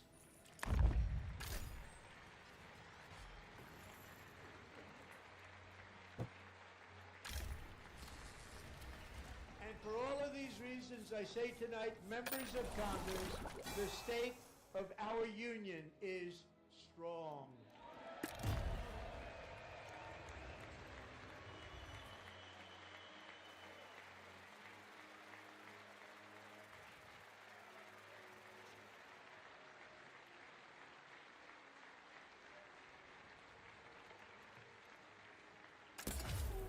Our country is winning again. In fact, we're winning so much that we really don't know what to do about it. People are asking me, please, please, please, Mr. President, we're winning too much. We can't take it anymore. We're not used to winning in our country. Until you came along, we're just always losing, but now we're winning too much. And I say, no, no, no, you're going to win again. You're going to win big. You're going to win bigger than ever. And to prove that point, here with us tonight is a group of winners who just made the entire nation proud. The men's gold medal Olympic hockey. I can't tell if CNN is intentionally having just a bad audio feed, or if it legitimately is just that shitty.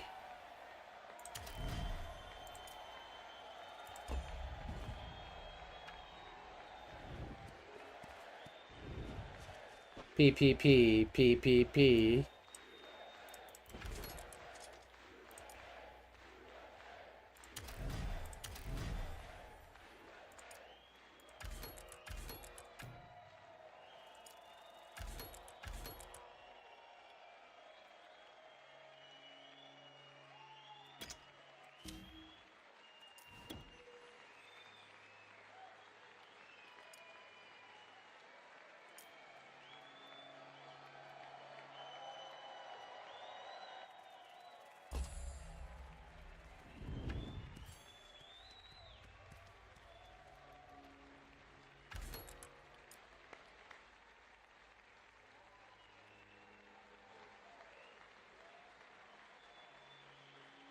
Go ahead.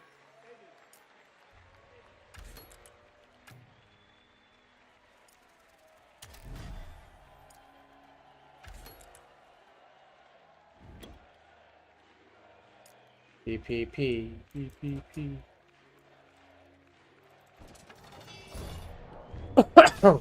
Do that metal. We'll just let it go quickly.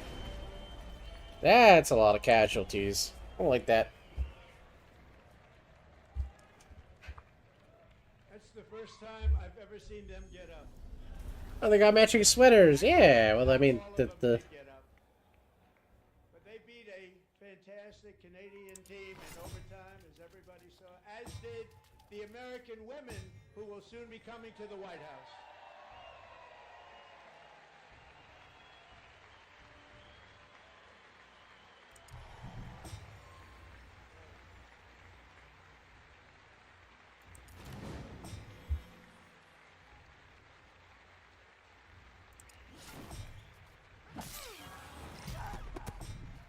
Oh, they just murdered the hell out of them.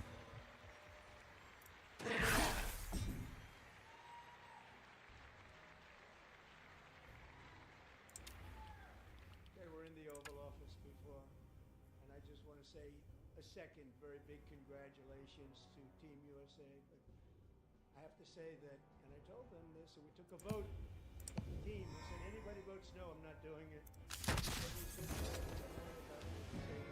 Never seen a goaltender play as well as voting Connor Hellebuck.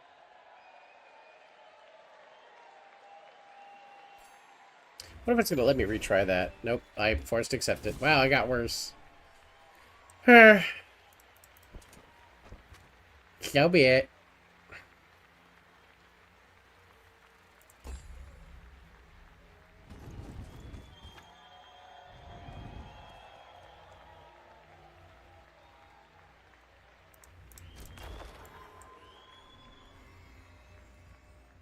Think of it, 46 shots on goal, and I asked him, one shot, the one where you put your Music is all magic. You can't even hold it. It's miracles. It's just there In in the air. Because miracles. Fucking magic. right? This shit'll In blow your your motherfucking mind. Music is a It's lot not like love. love. It's It's all a around feeling me. and it fills the room from the floor to the ceiling. I see miracles all around me. Stop and look around, it's all astounding. Water, fire, Air and dirt. Fucking magnets. How do they work? And I don't want to talk to a scientist. Y'all Fucking motherfuckers so playing they make me pissed. highest civilian honor in our country, the Presidential Medal of Freedom.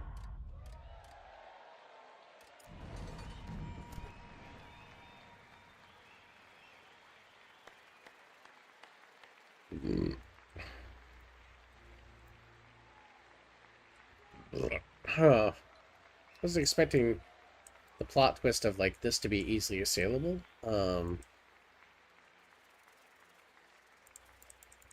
Great athletes have gotten that, very great, the best. It's risky. I should come back here before I go to fight it. I said, I'm not giving it if anybody goes no, and every single one of them rapidly progressing. So I want to thank you. What a special job you did. What special champions you are. Thank you very much.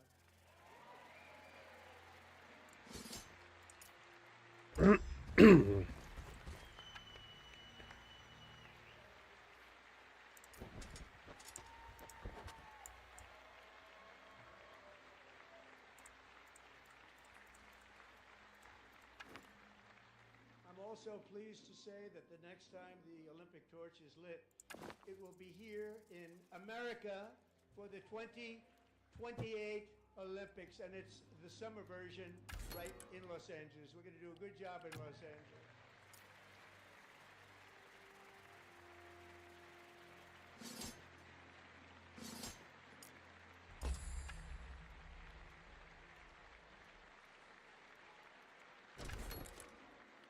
And Los Angeles is going to be safe, just like Washington, D.C. is now one of the safest cities in the country.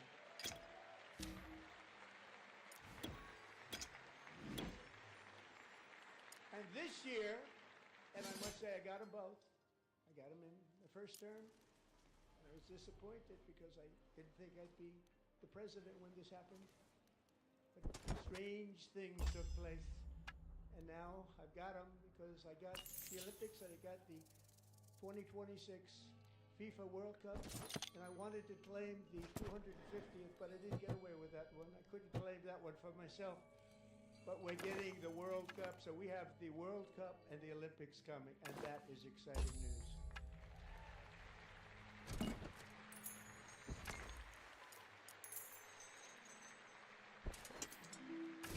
So this will be a year to celebrate our country and the heroes who have kept it free.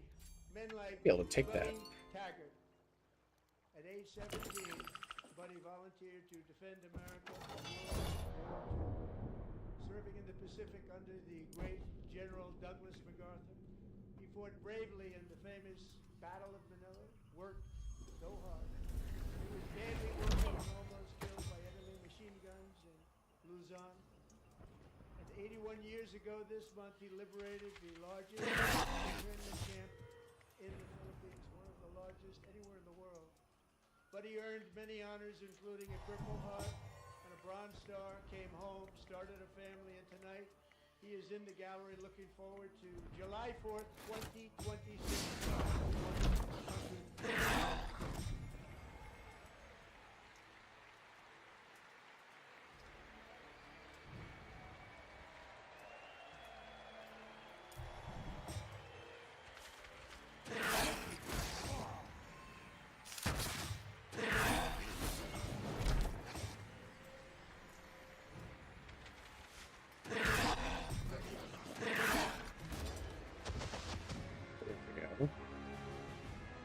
My little doggies. What the hell? Oh! Oh, it's doing the grab tab thing. Yeah, okay. Alright, stream elements. Immense heartache. The spirit of 1776 has always shone through very brightly. It was July 4th of last year when floodwaters tore through a girls' summer camp in Central Texas. One of the worst things I've ever seen.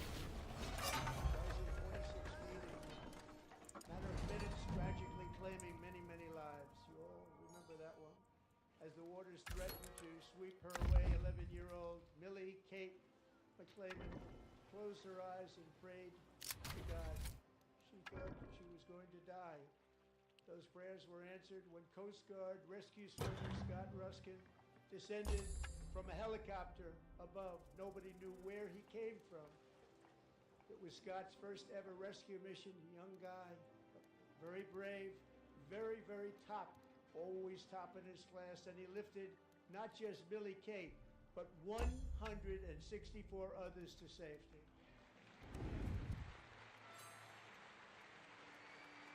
Okay. Oh, they gave me a fancy mill. Well, I might cheat. The prices are so cheap.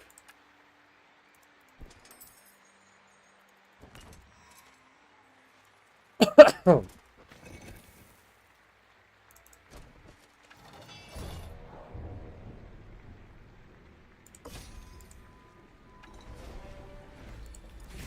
watched Scott from a distance, and they couldn't believe what they were seeing. The winds were blowing, the rain was falling, everything was going in that rapid water. Nobody's ever seen anything like it. They said, wow, that's something. Tonight, Scott and Millie Kate are here together, reunited for the very first time. Thank you, Scott.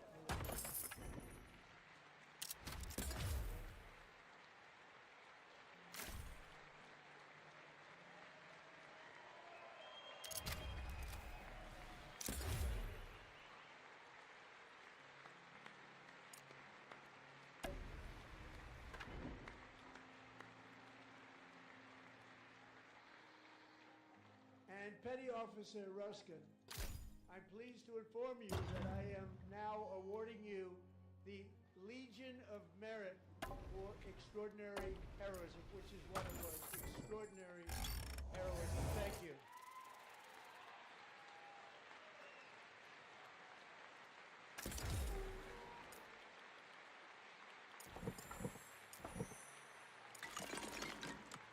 And I'd like to have the military aide to please come down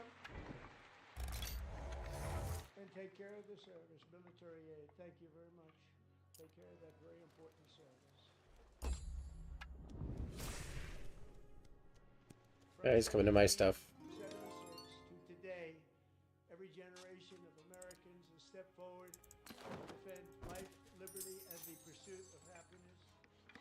And they're really doing it for the next generation. But now it's our turn. Together we're building a nation where every child has a chance to reach higher and go further. Where government answers to the people, not the powerful, and where the interests of hardworking American citizens are always our first and ultimate concern. That is the debt we owe to the heroes who came before us, and that is the promise we must keep to America for our 250th year. Last year, I urged this Congress to begin the mission by passing the largest tax cuts in American history, and our Republican majorities delivered so beautifully. Thank you, Republicans.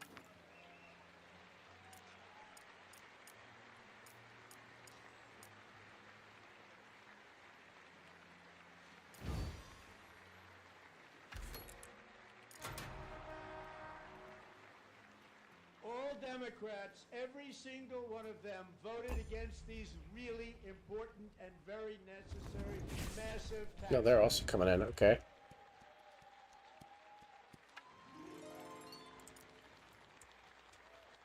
They wanted large-scale tax increases to hurt the people instead. But we held strong, and with the great, big, beautiful bill, we gave you no tax on tips, no tax on overtime, and no tax on Social Security for our great seniors.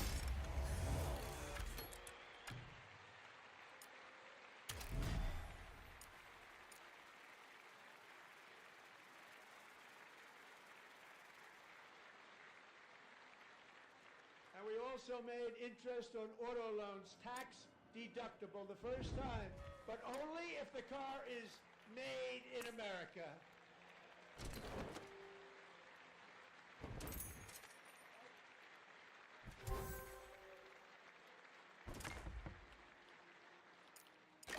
Pennsylvania, I met Megan Hemhausen, a devoted mom who's homeschools her children, beautiful children, during the day while waiting tables at night as her husband works overtime operating very heavy equipment.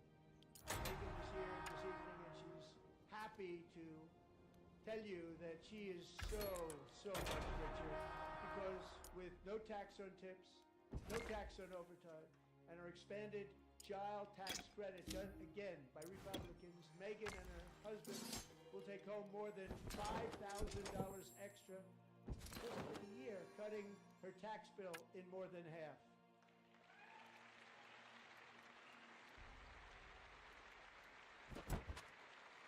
Megan, please stand up. We're fighting for you, Megan.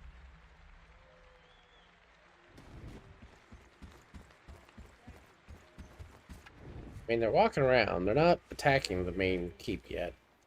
I would expect them to, but they're not. Under our bill, parents like Megan can also activate their children's brand new Trump accounts. And I didn't name it.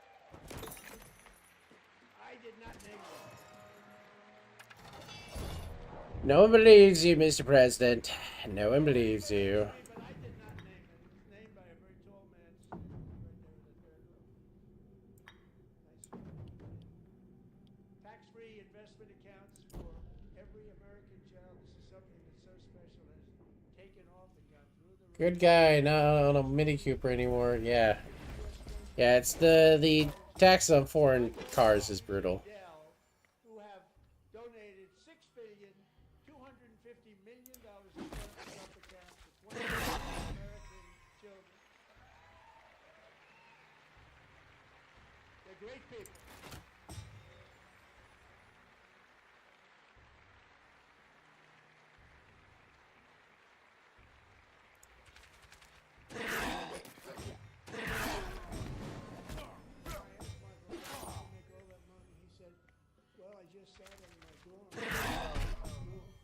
And I made computers and I'd sell them to people. And I just kept selling and selling and selling. And pretty amazing story. That's called the American dream. He sold a lot of computers, a lot of those laptops. So I congratulate him on that. But I really thank him, Susan, as well as others like Brad Gerstner. Brad Gerstner. Thank you, Brad. Probably chose the worst outcome possible. I shouldn't have put the gun boys in the middle there. They took a lot of damage they didn't need to. That's okay. Yeah. Oh, I should have taken the 4th unit. Fuck me. Over $100,000 or more by the time they turn 18. Think of it. How much money is that for somebody that started with nothing? Over 100,000, could be much more than that. To make this investment in our children's future, go to trumpaccounts.gov. Trumpaccounts.gov. And a lot of people are doing it. They're setting every record in the book. There we go. They knew what it was going to take. So proud of them. I'm so proud of the people that got it started. Now it's just taken off. One of the primary reasons for our country's stunning economic turnaround, the biggest in history, where the Dow Jones broke 50,000 4 years ahead of schedule, and the S&P hit 7. They're not attacking yet. I don't know why they're not attacking. Maybe because of the ballista? Were tariffs. I don't know. These tariffs took in hundreds of billions of dollars to make great deals for our country, both economically and on a national security basis. Everything was working well. Countries that were ripping us off for decades are now paying us hundreds of billions of dollars. They were ripping us so badly, you all know that. Everybody knows it. Even the Democrats know it. They just don't want to say it. And yet these countries are now happy, and so are we. We made deals. The deals are all done. And they're happy. They're not making money like they used to, but we're making a lot of money. There was no inflation, tremendous growth, and the big story was how Donald Trump called the economy correctly. Okay, so I think we'll go for this guy one next because there's a rally point there. We'll take out my corner. Okay. Very unfortunate ruling. But the good news is that almost all countries and corporations want to keep the deal that they already made, right, Scott? Knowing that the legal power that I, Your wife is retreating to bed. Understand, baby. a new deal could be far worse for them, and therefore they will continue to work along the same successful path that we had negotiated before the Supreme Court's unfortunate. So despite the disappointing ruling, How did he run past? Is that just a feature he has? saving our country, the kind of money we're taking in, peace protecting. Many of the wars I settled because of the threat of tariffs, I wouldn't have been able to settle it without it. Remain in place under fully approved and tested alternative legal statutes. They have been tested for a long time. They're a little more complex, but they're actually probably better. Leading to a solution even stronger than before. Congressional action will not be necessary, fully tested and approved. And as time goes by, I believe the tariffs paid for by foreign countries will, like substantially replace the modern-day system of income tax, taking a great financial burden off the people that I love.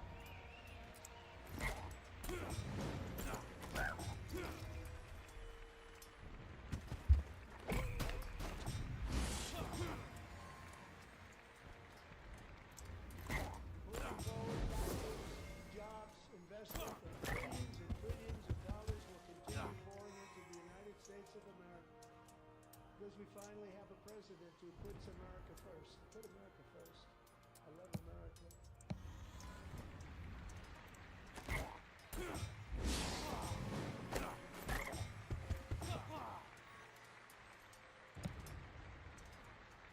For decades before I came along, we had the agenda from trade to healthcare, from energy to immigration.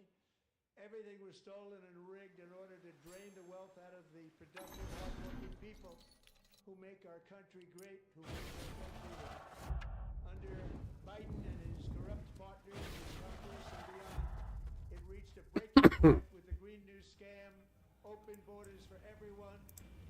They poured in by the millions and millions from prisons, from mental institutions. They were murderers. 11,888 murders that came into our country. You allowed that to happen.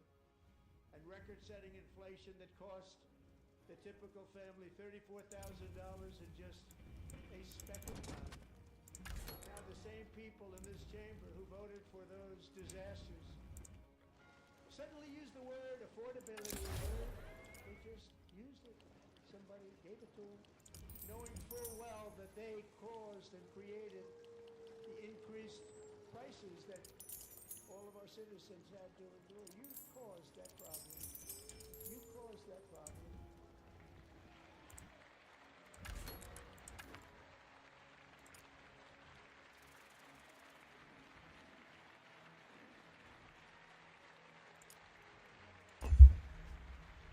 I'll wait to revive her after she gets smoked.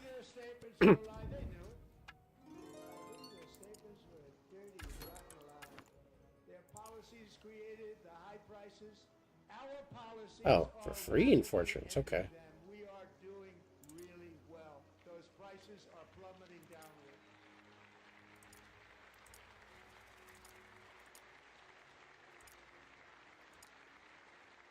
The price of eggs is down 60%,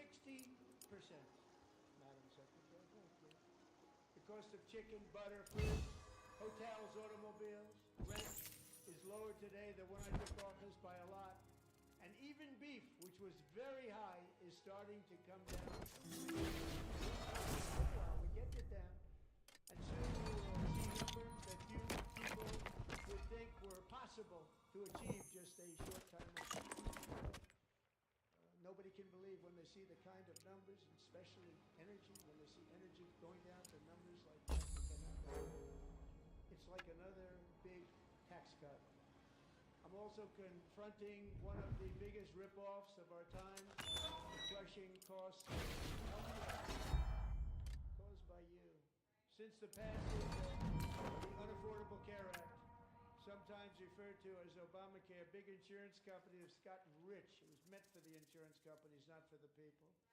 With our government giving them hundreds and hundreds of billions of dollars a year as their stock prices soared 1,000, 1,200, 1,400, and even 1,700%. Like nothing else. That's why I introduced the great healthcare plan. I want to stop all payments to big insurance companies and instead give that money directly to the people so they can buy their own healthcare, which will be better healthcare at a much lower cost.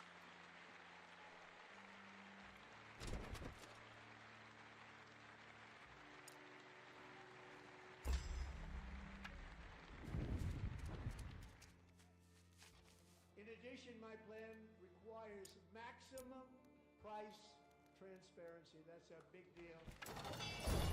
Sounds so simple, so good. And I did that in my first term, and the Democrats immediately terminated it with full knowledge that they were doing a very bad thing for the people. Costs were going to go way up, and that's what happened. And now I'm bringing them way down on health care and everything else.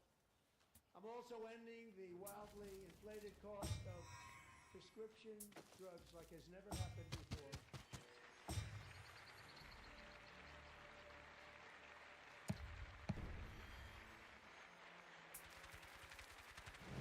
Other presidents tried to do it, but they never could. They tried. They tried. They couldn't do it. They didn't even try. Roll call.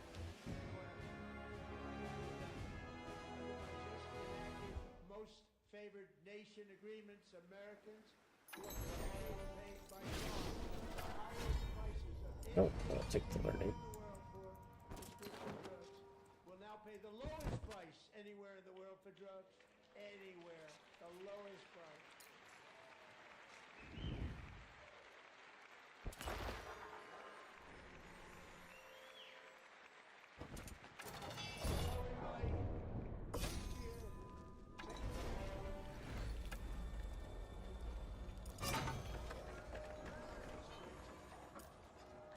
I took prescription drugs, a very big part of healthcare, from the highest price in the entire world to the lowest. That's a big achievement. The result is price differences of 300, 400, 500, 600% and more.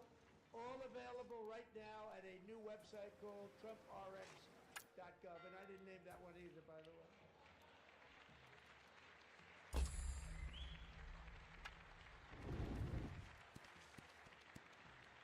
And here tonight is the very first customer ever to get that big discount, and it is big. Catherine Rayner. For 5 years, she and her husband have struggled with infertility. They turned to IVF. One drug costing Catherine $4,000 to purchase. But a few weeks ago, she logged onto the TrumpRx website and got that same drug that cost $4,000, got it for under $500. A reduction of much more, actually, than $3,500. Catherine, you're going to be a great mom.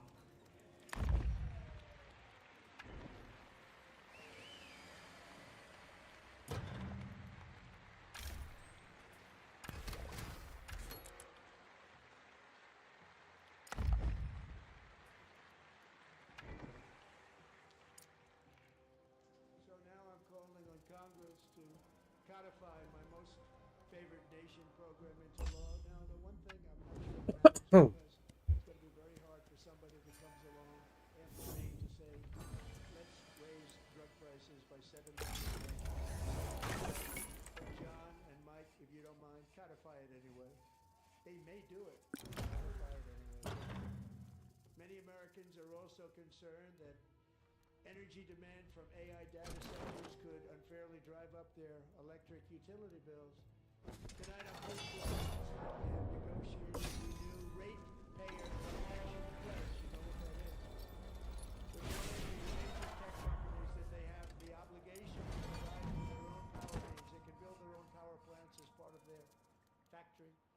so that no one's prices will go up, and in many cases, prices of electricity will go down for the community and very substantially down. This is a unique strategy never used in this country before. We have an old grid. It could never handle the kind of numbers, the amount of electricity that's needed. So I'm telling them they can build their own plant. They're going to produce their own electricity. It will ensure the company's ability to get electricity while at the same time lowering prices of electricity for you, and could be very substantial for all of you cities and towns.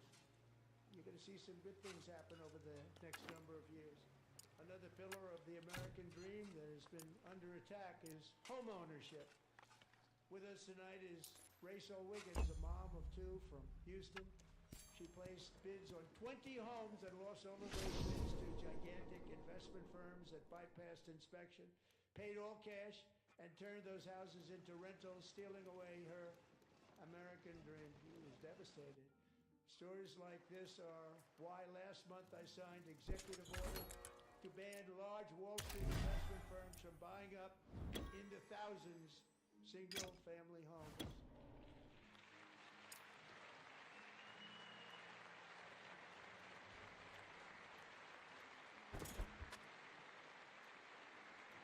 And now I'm asking Congress to make that ban permanent, because homes for people, really, that's what we want. We want homes for people, not for corporations. Corporations are doing just fine. Rachel, thank you very much. Good luck with your home. You'll get one soon.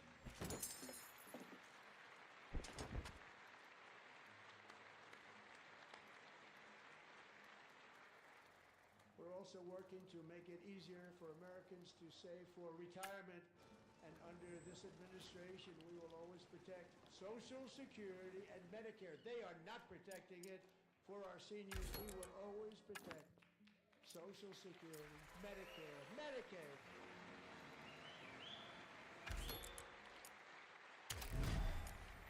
Since I took office, the typical 401k balance is up by at least $30,000. That's a lot of money. We have millions and millions of people, because the stock market has done so well, setting all those records. Your 401ks are way up. Yet half of all of working Americans still do not have access to a retirement plan with matching contributions. To remedy this gross disparity, I'm announcing that next year my administration will give these often forgotten American workers, great people, the people that built our country, access to the same type of retirement plan offered to every federal worker. We will match your contribution with up to $1,000 each year. As we ensure that all Americans can profit from a rising stock market, let's also ensure that members of Congress cannot corruptly profit from using insider information.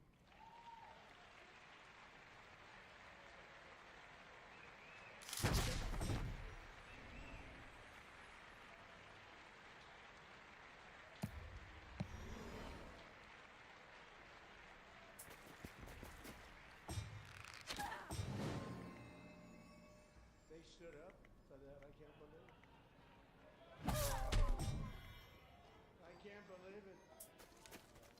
Did Nancy Pelosi stand up when she was there? Now, pass the Stop Insider Trading Act without delay.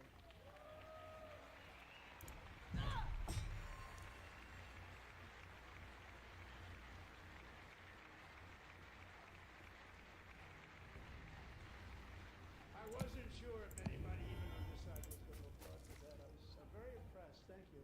I'm very impressed. But when it comes to the corruption that is plundering,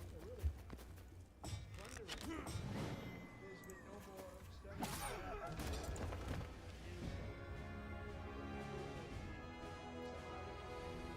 pillaged an estimated $19 billion. Oh god, I don't care about this part. Actuality, the number is much higher than that.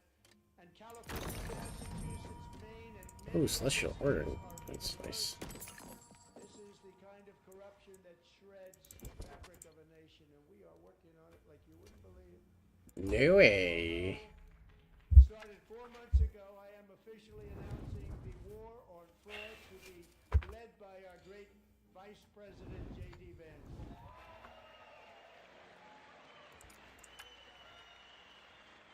There's not a whole lot of reason to upgrade the stone pits.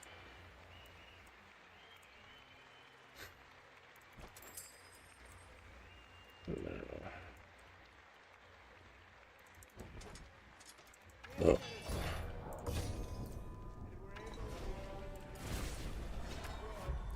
We will actually have a balanced budget overnight. It'll go very quickly. That's the kind of money you're talking about. We'll balance our budget. The Somali pirates who ransacked Minnesota remind us that there are large parts of the world where bribery, corruption, and lawlessness are the norm, not the exception. Importing these cultures through unrestricted immigration and open borders brings those problems right here to the USA. And it is the American people who pay the price in higher medical bills, car insurance rates, rent, taxes, and perhaps most importantly, crime.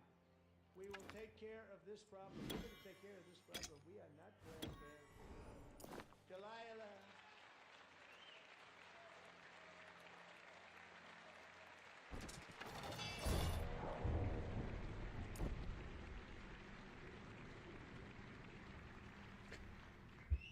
This will be a hard battle. Because these guys have range. 7. 18-wheel tractor trailer plowed into her stopped car traveling at 60 miles an hour or more. The driver was an illegal alien let in by Joe Biden, given a commercial driver's license by open borders politicians in California. Doctors said Delilah would never be able to walk or talk, have a good life. She wouldn't even be able to eat again. But against her God, she is now able to walk, and she's here this evening with her dad, Marcus. You are being praised, and please stand up.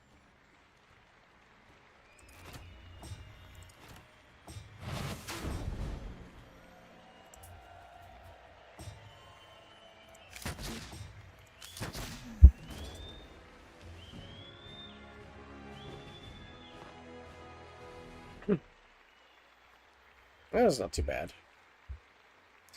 I was worried about the bone things, because if they kill people, they get big real quick. Learning. Always good. Take more experience points, yeah. Even the most basic road signs as to direction, speed, danger, or location. Is to pass what we will call the Delilah Law, barring any state from granting commercial driver's licenses to illegal aliens.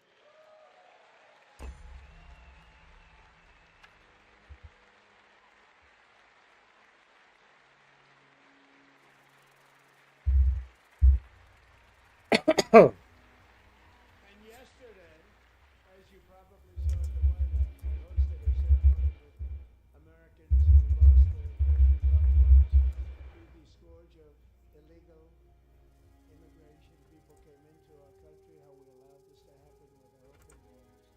These are the angel moms and families that for decades our government betrayed and our media totally ignored. Totally ignored. It was terrible. Hard to believe, actually.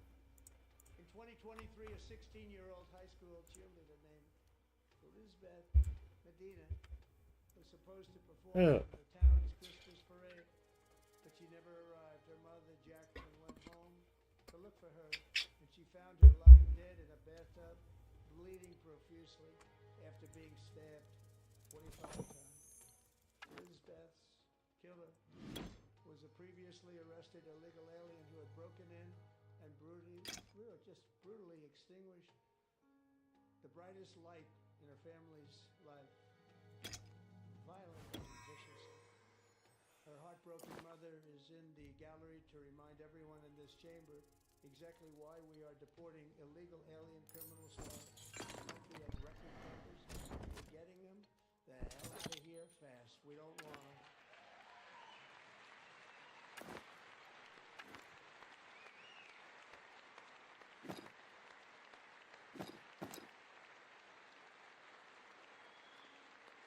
For the pole. Oh, that's funny.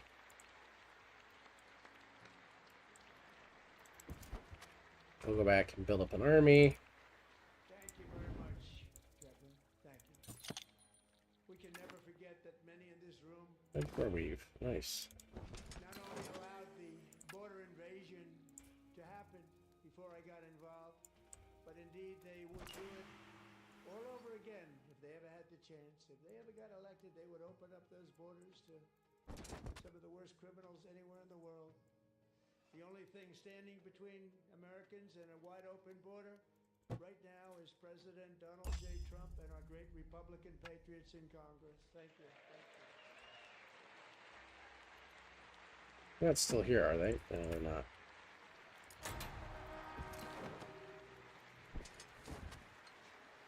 As we speak, Democrats in this chamber have cut off all funding for the Department of Homeland Security.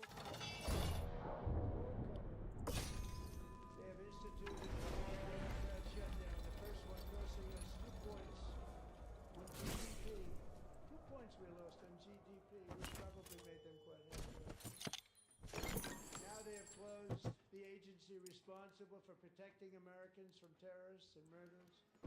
Tonight I'm demanding the full and immediate restoration of all funding for the border security, homeland security of the United States, and also for helping people clean up I need to. snow.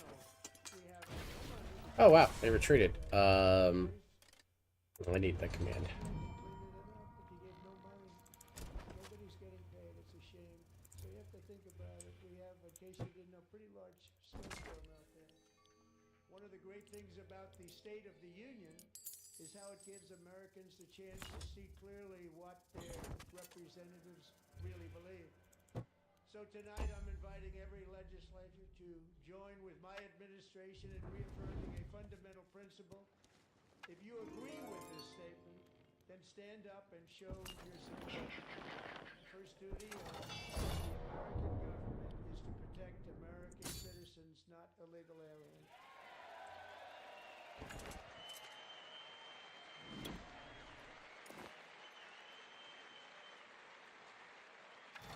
Should be able to do this.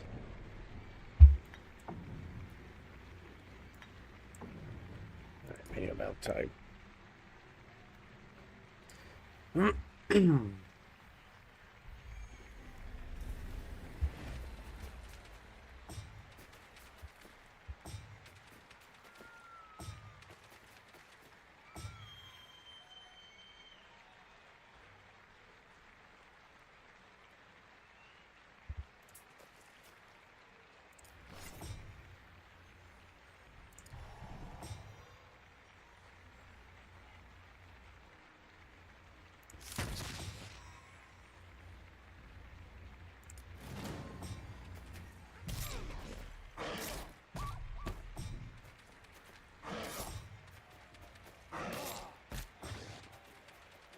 Yeah, those bastards.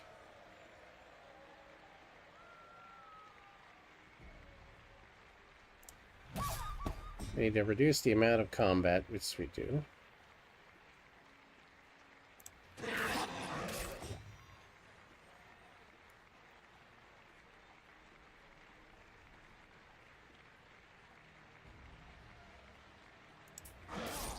Oh, he still got hit.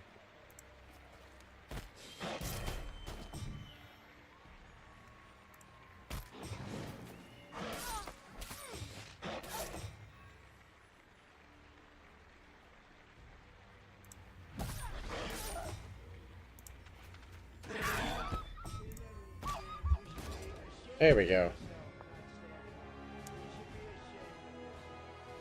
That is why I'm also asking you to end deadly sanctuary cities that protect the criminals and enact serious penalties for public officials who block the removal of criminal aliens.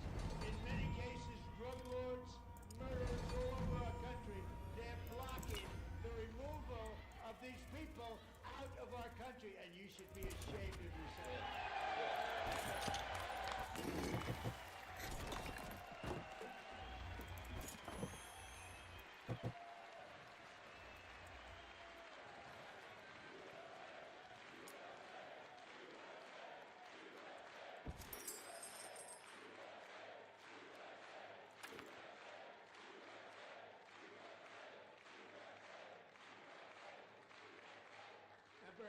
most importantly, I'm asking you to approve the Save America Act.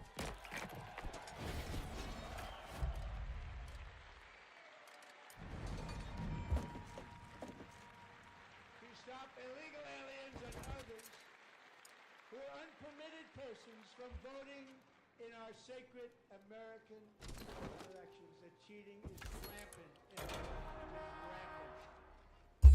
It's very simple. Just fucking on their economy, teaching them a lesson.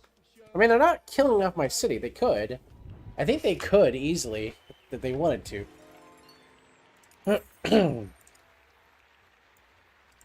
Where were you at? Okay, you're here. Proof of citizenship in order to vote.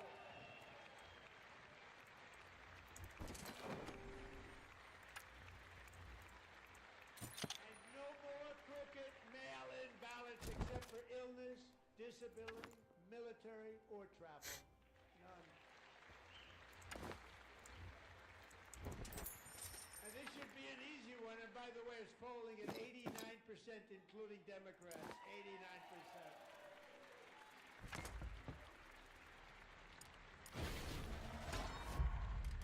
89%. Oh, we can make a bunch of income. And even the new communist American looks so nice.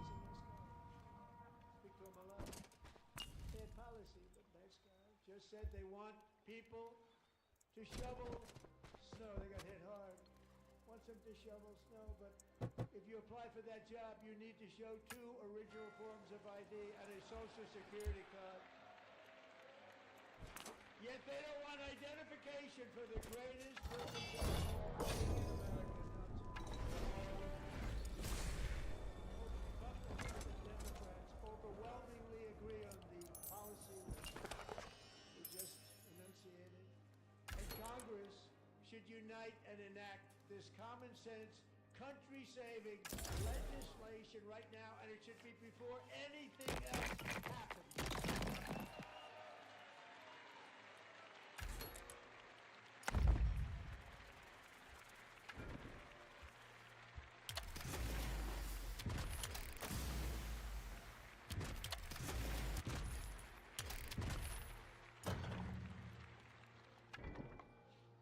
The reason they don't want to do it, why would anybody not want voter ID? One reason, because they want to cheat. There's only one reason. They make up all excuses. It's racist. They come up with things you almost say, what imagination they have. They want to cheat. They have cheated, and their policy is so bad that the only way they can get elected. Waiting for them to come in here and just beat my guy up. You have to stop it, John. I think they're coming through here finally.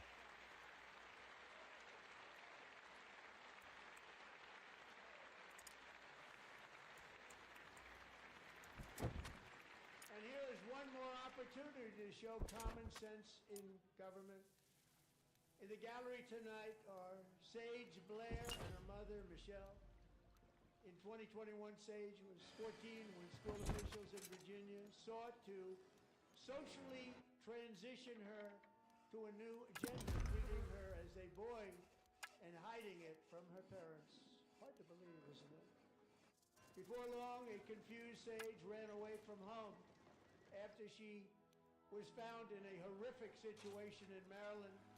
A left-wing judge refused to return Sage to her parents because they did not immediately state that their daughter was their son. Sage was thrown into an all-boys state home. It's gonna build basically a fortification here. Terribly for a long time. But today, all of that is You going in? He's going in before I can make the defenses happen. Okay. This is a risky battle for him, is what it says. We'll see how I do.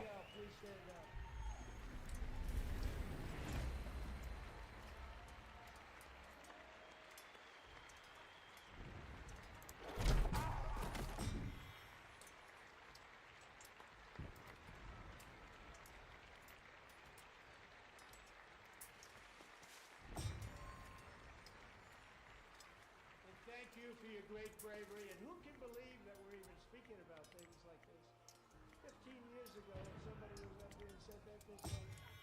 What's wrong with him? going on all over numerous states without even telling the parents. But surely with slavery, no Well, that's terrifying.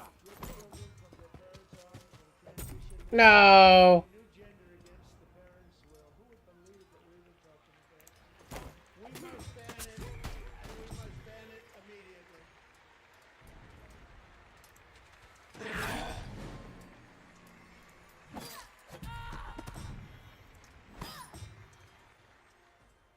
Nobody stands up.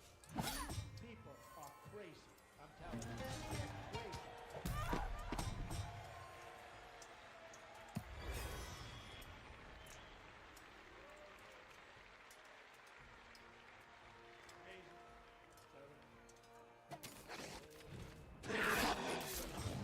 People like this, Democrats are destroying our country, but we've stopped it just as it gets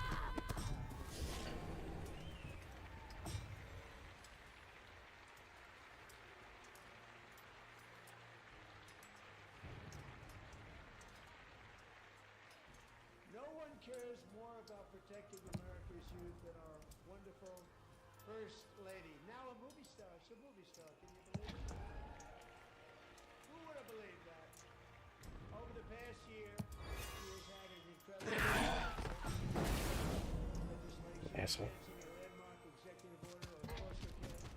$30 to launch the Melania Trump Foster Youth to Independence initiative. It's a tremendous, really a tremendous thing that happened and had a lot of bipartisan support. He gets much better bipartisan support than I do. I get none. She gets a lot. Someday you're gonna have to tell me how you did that. Students and educators and every That's okay. We made that a useless location. I feel like it's just bizarre towers. It's annoying, but it. I could have made that decision a while back. Especially since this guy is doing the same thing. lives reflect the First Lady's impact. Sierra Burns and Everest Nevermont. Thank you both, and Melania, thank you. I know how hard you work. Thank you both.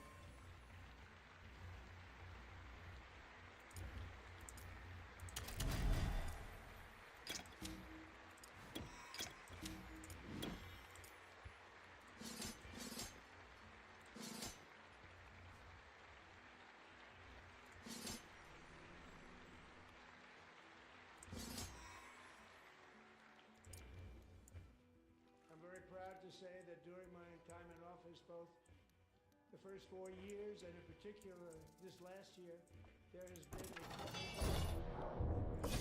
faith, Christianity, tremendous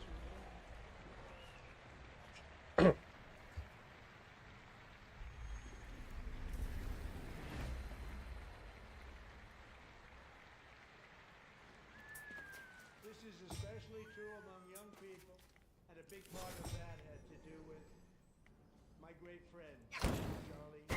Great guy, great man.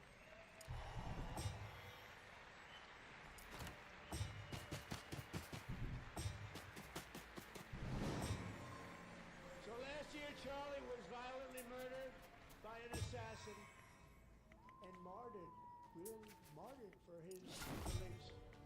His wonderful wife, Erica, is with us tonight. Erica, please stand.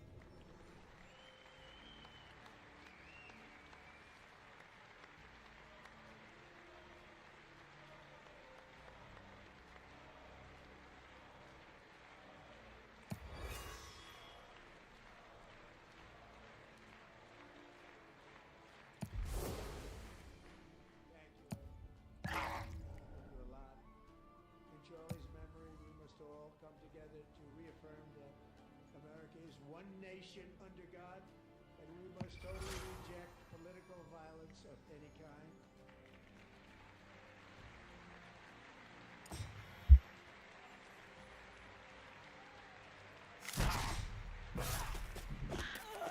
We love religion, and we love bringing it back, and it's coming back at levels that nobody actually thought possible. Really a beautiful thing to see. Above all, unleashing America's promise requires keeping our community safe. We have made incredible strides, yet dangerous repeat offenders continue Democrat politicians again and again. We are honored to be joined tonight by a woman who's been through hell, in 2022, she and her beautiful daughter, so beautiful, what a beautiful young woman. Irina fled war-torn Ukraine to live with relatives near Charlotte, North Carolina. And by the way, what's going on with Charlotte? Last summer, 23-year-old Irina was riding home on the train when a deranged monster who had been arrested over a dozen times and was released through no cash bail. Vicious. Forget there were people. There was only 6 last time. I think I lost way more. Oh well, I lost way more. Had her attacker in the last seconds of her life. She died instantly. She had escaped a brutal war only to be slain by a hardened criminal.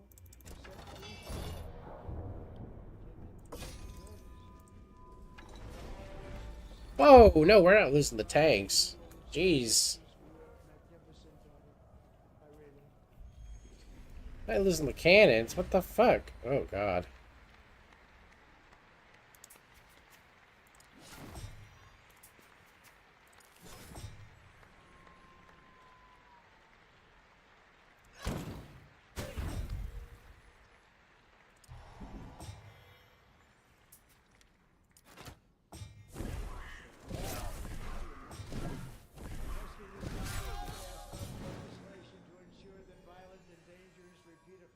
Put behind bars, and importantly that they stay there.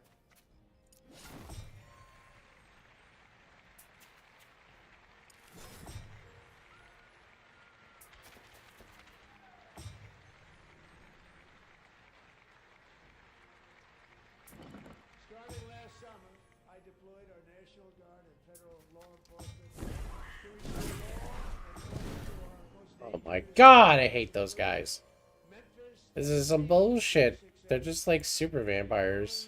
Louisiana, big success, and our nation's capital itself, Washington, D.C., where we have almost no crime anymore in Washington, D.C. How did that happen?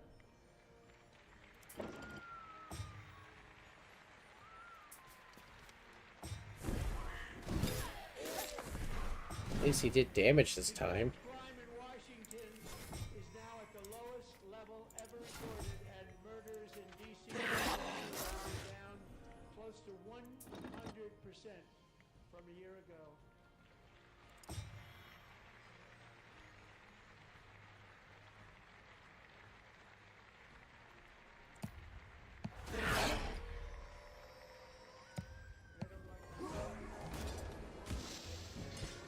I can't forget using magic in this game.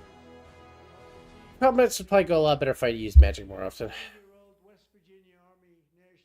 But like, well, I think you can open the spellbook more and just like actually like the entire list.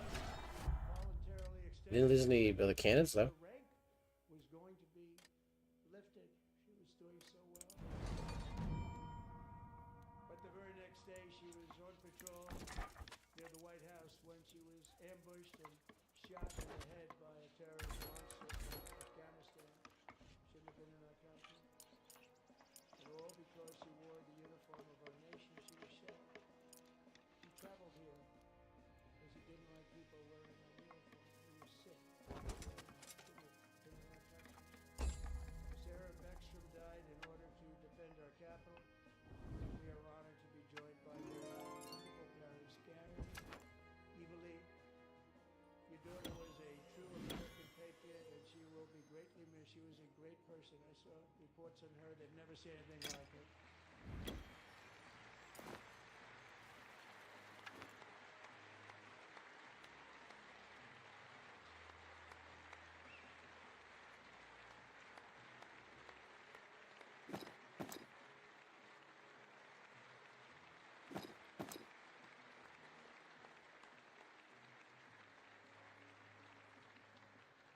So sorry. Thank you very much. A great young lady. I saw reports of her. Perfect. She's perfect. Serving alongside Sarah that day was Staff Sergeant Andrew Wolf, could possibly make it. Two of them, Sarah.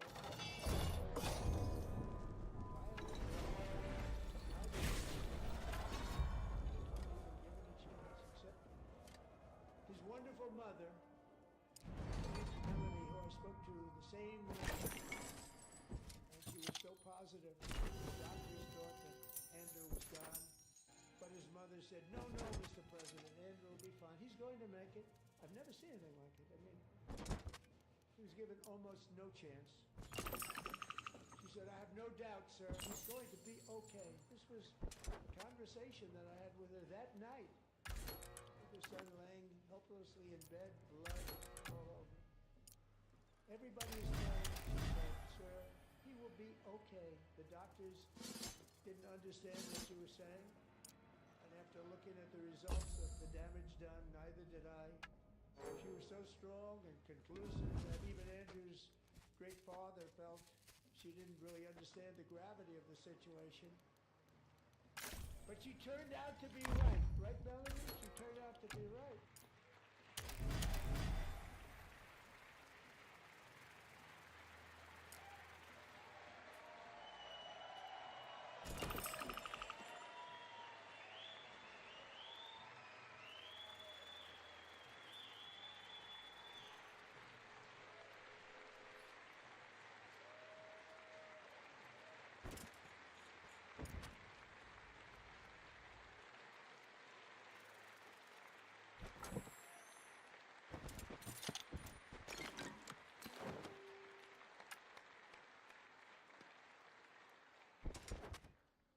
Amazing, actually.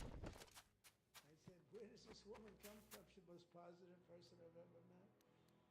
With God's help, Andrew has battled back from the edge of death, and we're talking about the edge of death, on his way to a miraculous recovery. He's got a little work to do, but he's doing great. Nice to see. He's a good-looking guy. Nice to see you. Thanks, Andrew. Thank you very much.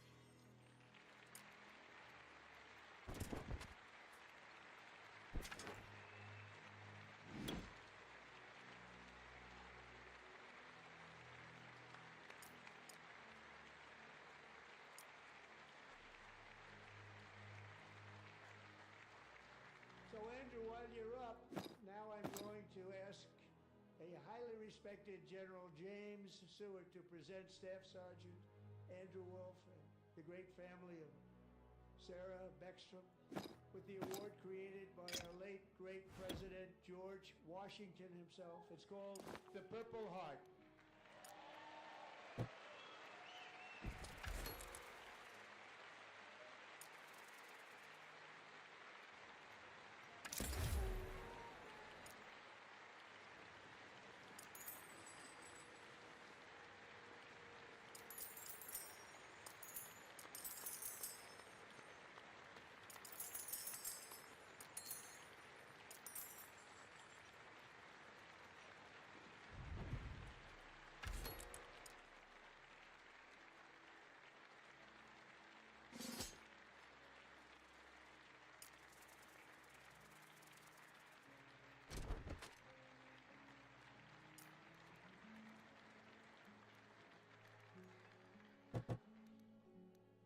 We love you all. Love you. We're proudly restoring safety for Americans at home, and we are also restoring security for Americans abroad. Our country has never been stronger. In my first 10 months, I ended 8 wars, including Cambodia. Isn't it funny? Sick people. Cambodia and Thailand. Pakistan and India would have been a nuclear war. 35 million people, said the Prime Minister of Pakistan, would have died if it were not for my involvement. Kosovo and Serbia, Israel and Iran, Egypt and Ethiopia, Armenia and Azerbaijan, the Congo and Rwanda, and of course the war in Gaza, which proceeds at a very low level. I want to thank Steve Whitcomb.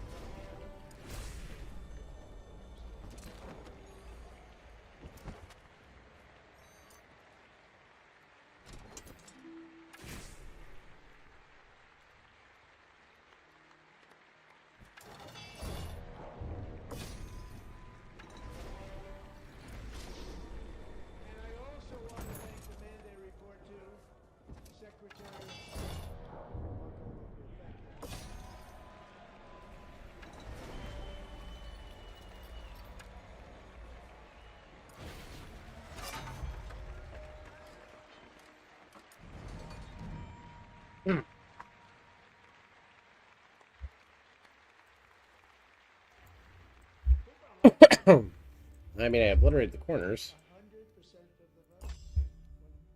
Wait, did I take purple out of the game? Hello? Oh, no. No, no, okay. Democrats are now saying, I can't believe we approved that guy. And he said it's an honor that they feel that way. Great Secretary of State. I think he'll go down as the best ever.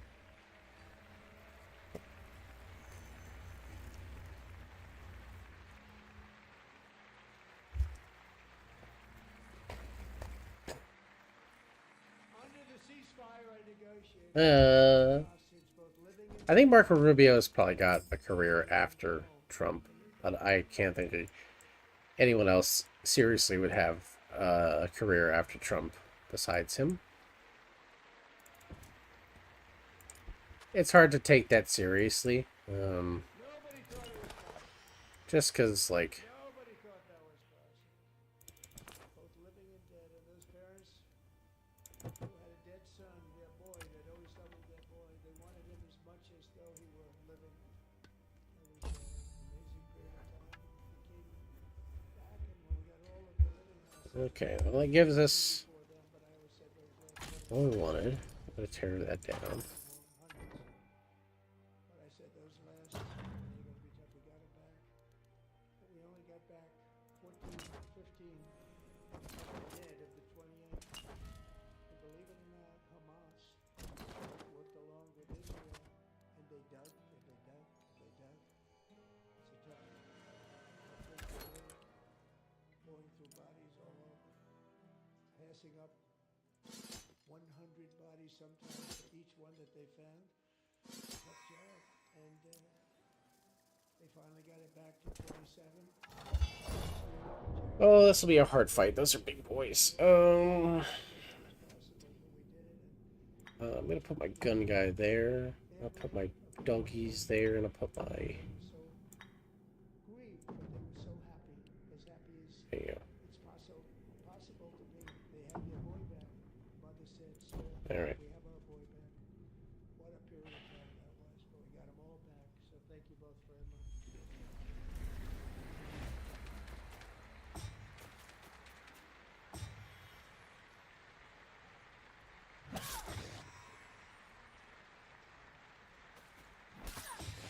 And we're working very hard to Yeah, they're not gonna get there in time. We'll have a turn. killing and slaughter between Russia and Ukraine, where 25,000 soldiers are dying each and every month. Think of that, 25,000 a month. It would never happen if I were president. It would never happen. President, I want peace wherever I am. I will never hesitate to confront threats to America wherever we must.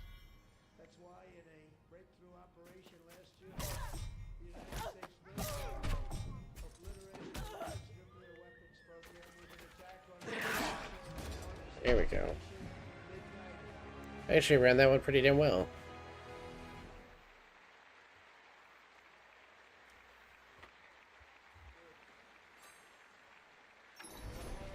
Yeah.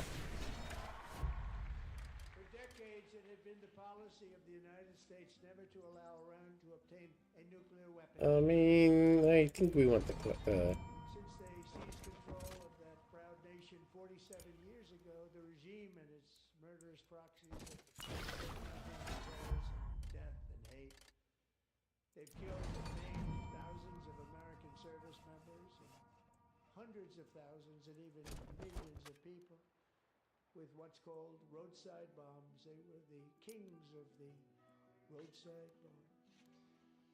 And we took out Soleimani. I did that during my first term. Had a huge impact. He was the father of the roadside bomb.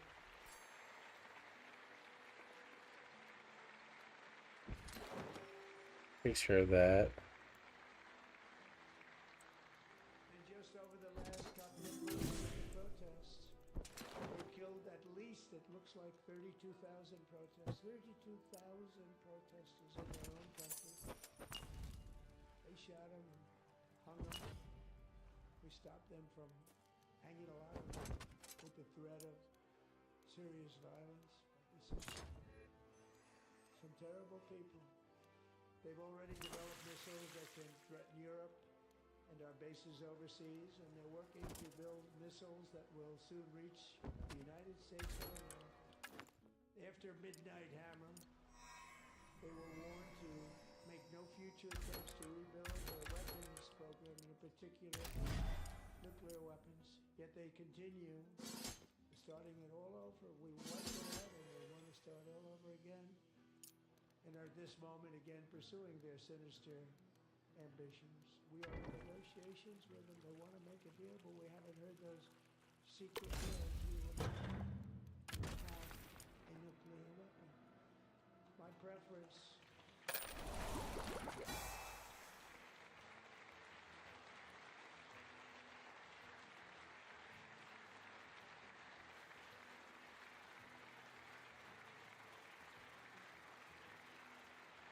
My preference is to solve this problem through diplomacy.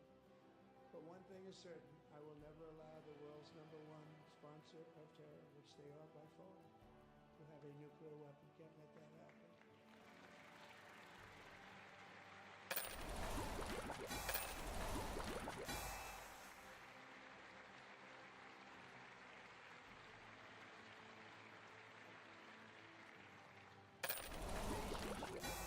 America's resolve. We have the most powerful military in America. I rebuilt the military in my first term. We're going to continue to do so. Also, just to prove the $1 trillion, we have no choice. We have to be strong.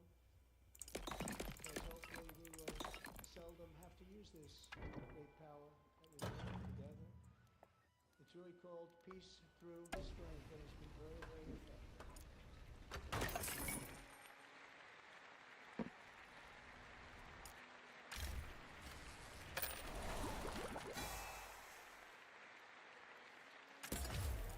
So thanks to Republicans in Congress who are investing that record number of dollars, have no choice, in the United States on Fortifying up. also creating a lot of jobs, but we're not even doing it for that reason. Because as I said, we have more jobs, more people working today than ever before in the history of our country. And NATO countries, our friends and allies, they are. They're our friends and they're our allies, have just agreed at my very strong request to pay 5% of GDP for military defense rather than the 2%, which they weren't paying. We were paying almost all of that. Now they're paying 5 as opposed to not paying 4.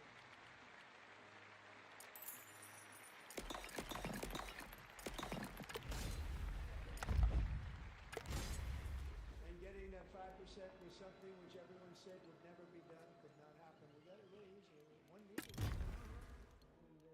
Big difference between 2% that's not paid. We were paying, afraid of many of them, very few were paid out.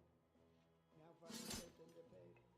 And everything we send over to Ukraine is sent through NATO and they pay us in full. They pay us totally in full. Every branch of our armed forces is setting records for recruitment. This is so exciting. And every service member recently.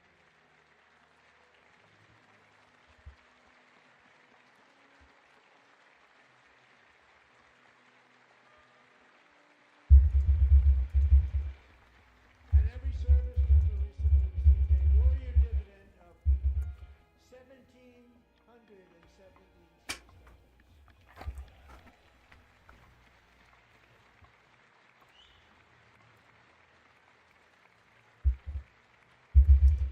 You know, they put it on my desk. We got the money from tariffs and other things. A lot of money.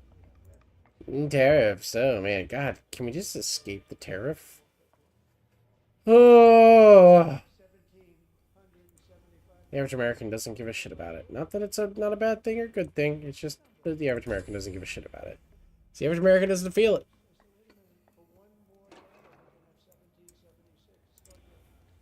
I said, we're going to figure that. I never asked anybody if we could afford it. $1 more. I said 1776. And I said, that's good. And I'll tell you what, our military, that was 4 months ago. Our military, that doesn't thank you. So we're honored to do it. They deserve it. And we call it 1776. It was great. Are you actually gonna give them that? Because last time I heard, that's not happening. Be nice if it did. I think anyone in the military understands that.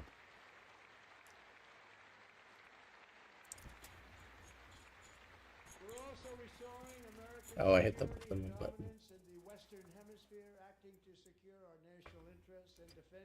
Yeah, I need to kill those guys off. I'll probably send her for those. Yeah. Territory in our region, including large parts of Mexico, really large parts of Mexico, have been controlled by murderous drug cartels. That's why I designated these cartels as foreign terrorist Not on the actual border yet. fentanyl as a weapon of mass destruction.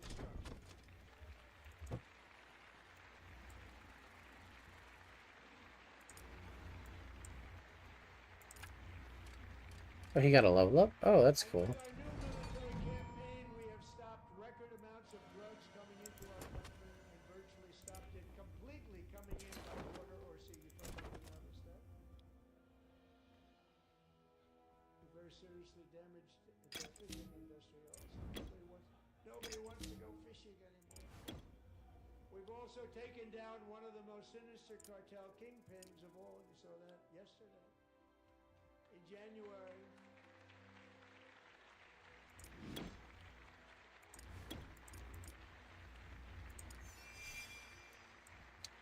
That was tragic. I didn't know that would happen.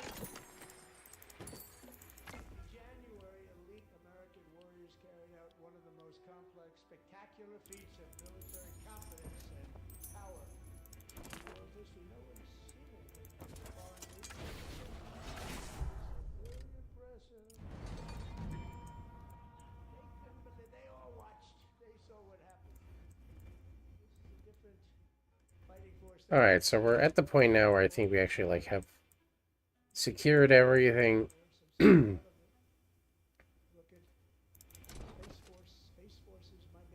That's a significant army there. We'll pick that up and then.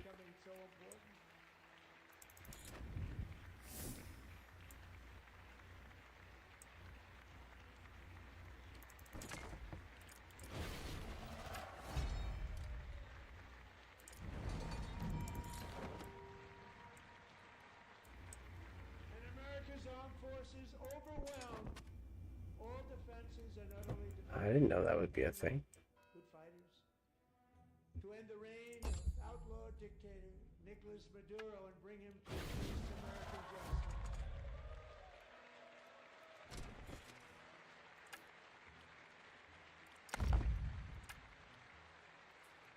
And this was an absolutely colossal victory for the security of the United States, and it also opens up a bright new beginning for the people of Venezuela. We're working closely with the new president of Venezuela, Delcy Rodriguez, to unleash extraordinary economic gains for both of our countries. Well, the way this is set up, this looks like someone's town. It's just I don't know whose town that is because like it's hard to get to. Alejandro Gonzalez, she grew up in a tight-knit Venezuelan family and was especially close to her beloved uncle Enrique. But after Enrique ran for office and opposed Maduro, he was kidnapped by Maduro's security forces and thrown into the regime's really infamous prison in Caracas. Alejandro feared she would never see her uncle again. She feared for her own life. But since the raid, we worked with the new leadership, and they have ordered the closure of that vile prison and released hundreds of political prisoners already, with more to come. Alejandro, I'm pleased to inform you that not only has your uncle been released, but he is here tonight. We brought him over to celebrate his freedom with you in person. Enrique, please come down.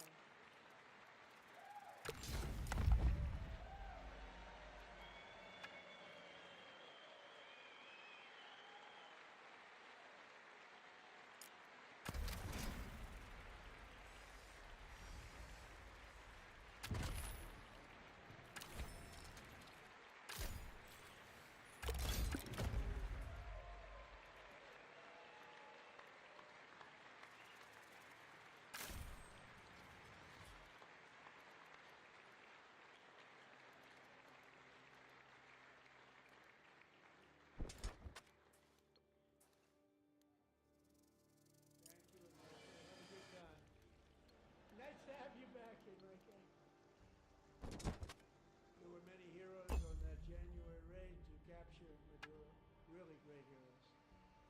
It was very dangerous. They knew what was coming. They were all set. But the deeds of one warrior that night will live forever in the eternal chronicles of military valor.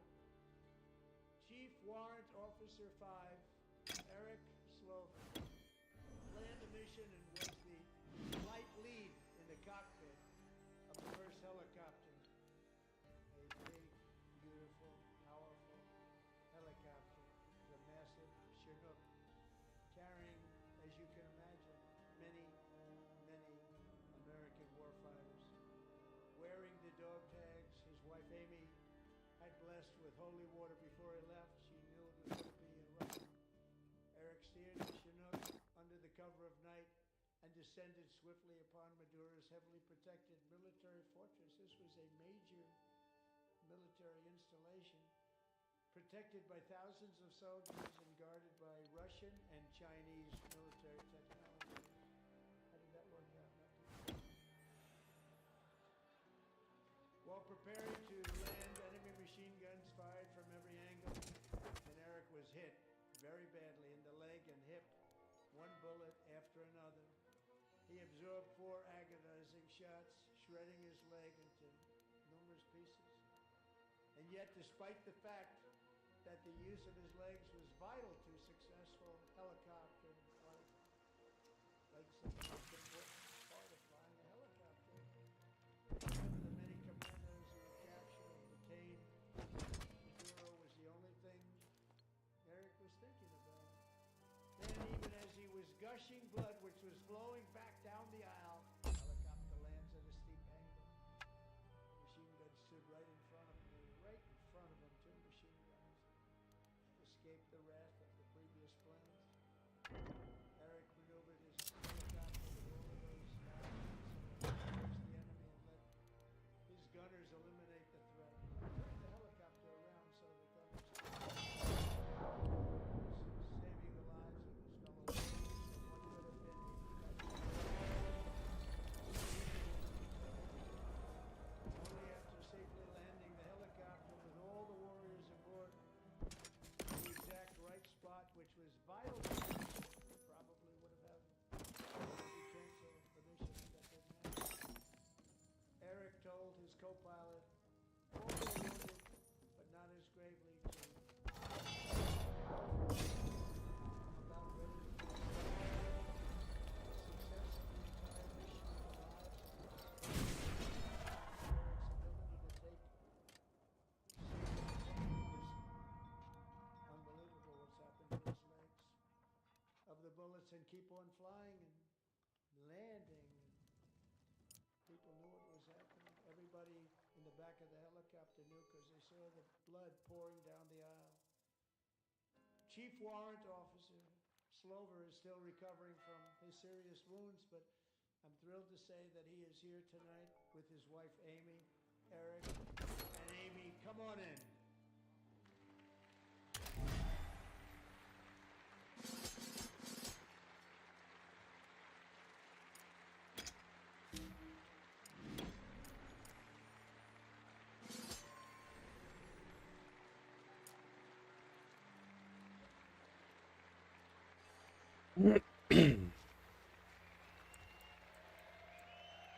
It's gonna be a hard fight. Well, maybe we go here first and then.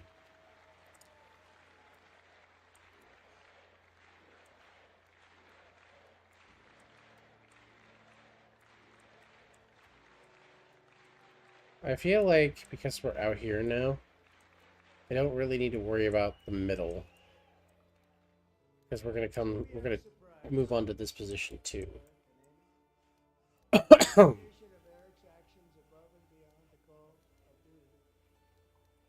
now like to ask General Jonathan Braga to present Chief Warrant Officer Slover with our nation's highest military award, the Congressional Medal of Honor.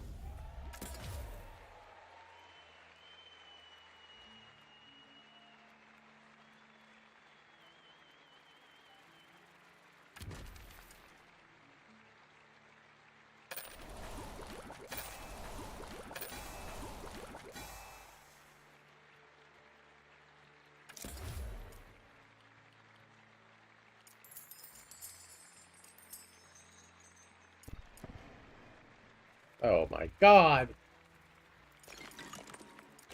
I clicked the wrong button.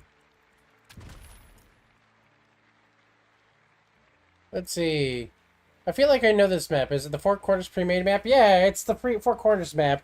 Which, to be fair, is like a hallmark of Heroes of My Magic 3. It's even titled Bad Neighbors, which I think is what the original Heroes of My Magic 3 map was. But yeah, I'm playing Sonic Conquest. I was playing Age of Empires earlier, but switched over to Sonic Conquest for more low-key.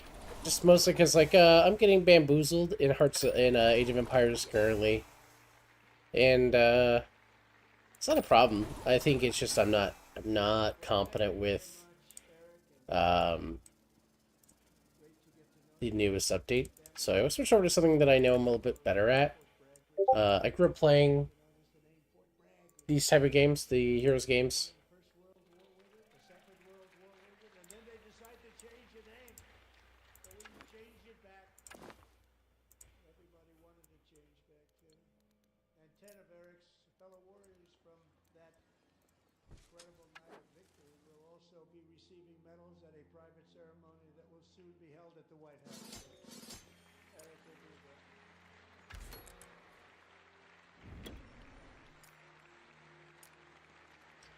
Alrighty. I'll defend the main keep for now with him. Need to build some money up. But anyway, welcome on in, Juday Master. I hope you're having a good night. I am playing this game and enjoying it. Like I said, I grew up with the Heroes of My Magic style games. Playing them too many days in my youth.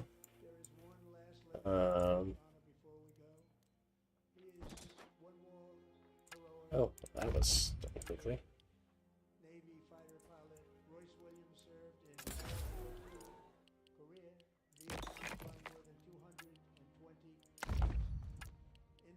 Over Korea in 1952. Royce was in the dogfight of a lifetime.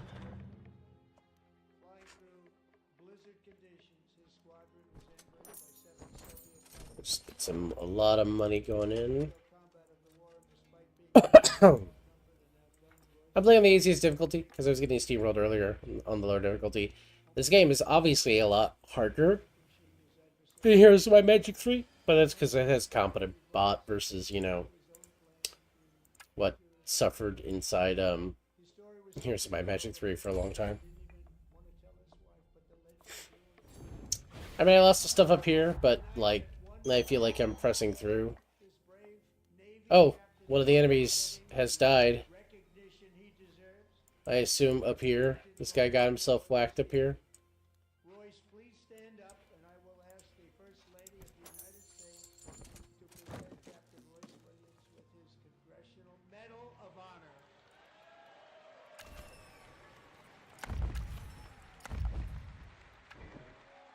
Let's see. It seems like we still need a stone pit.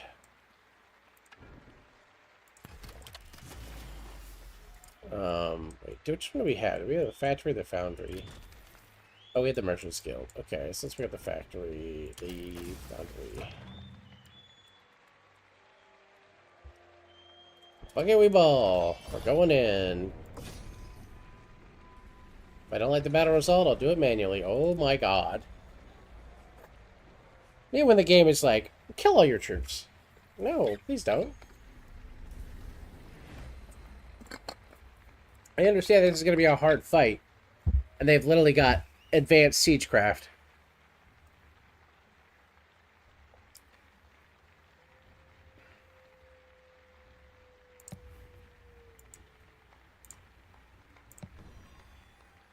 Oh, did I double select? Oh my god.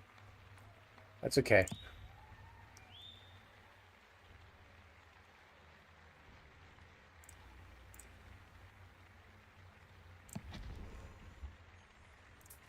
We're running with these boys.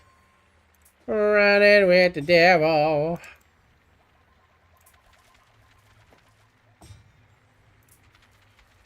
Oh, they're a target for explosion. Okay.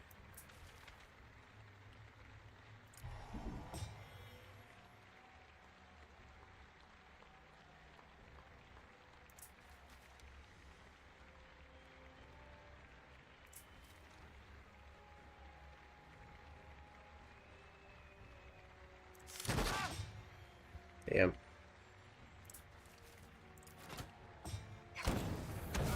That hit. Oh my god. I hate this fight immediately. Holy shit, bro.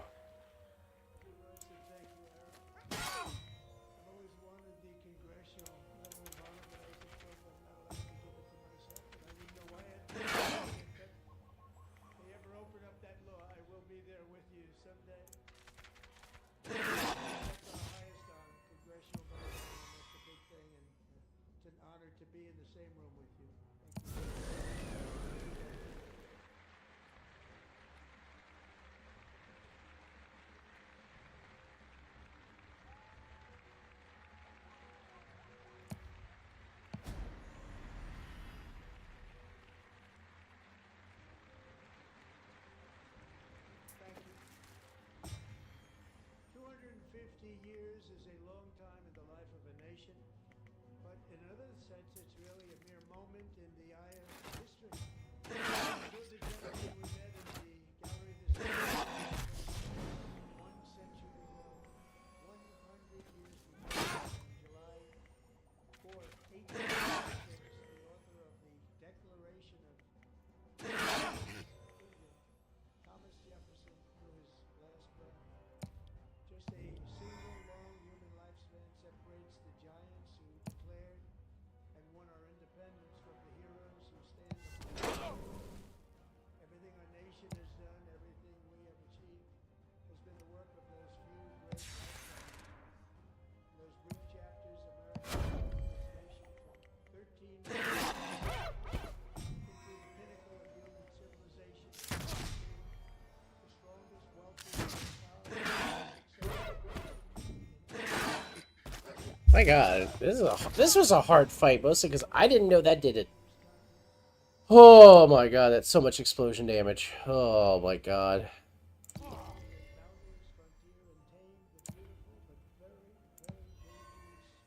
I can kill that one.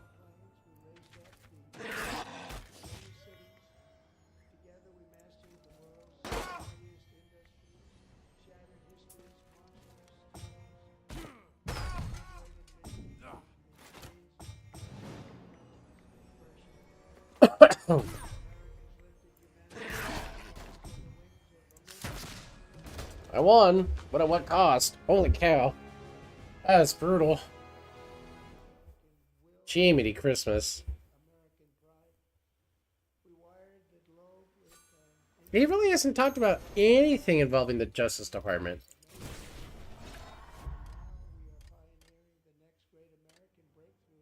Levy, we need more boys. Oh my god. Oh. We'll try a quick battle on that. If it looks nasty again. That's tolerable. Oh my god.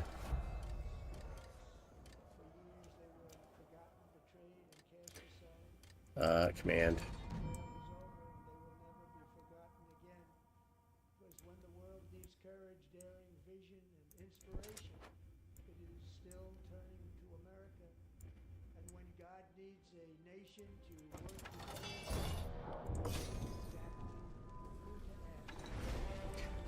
Manual battle time. I hate all that. I mean, when I see, like, it's just the... Oh. Oh, they get to go first and spawn boys, huh? Okay.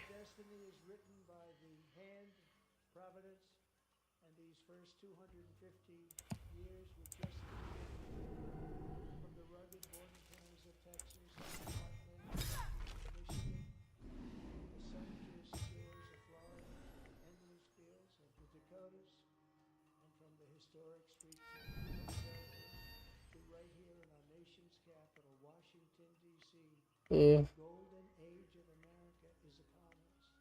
The revolution that began in 1776, it still continues because the flame of independence still burns in the heart of every American patriot. And their future will be bigger, better, brighter, bolder, and more glorious than ever before. Oh, it's over. Okay.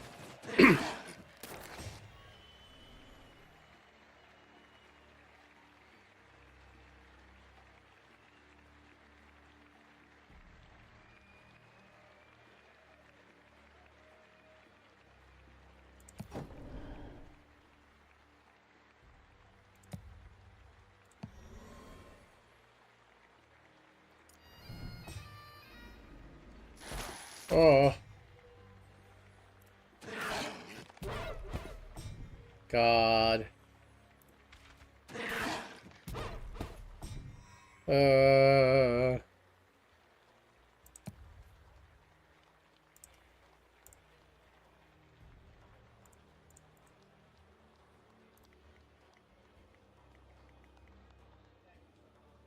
Do I have the warp? Oh, hey. Hog.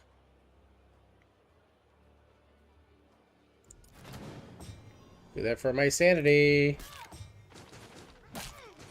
At least, okay.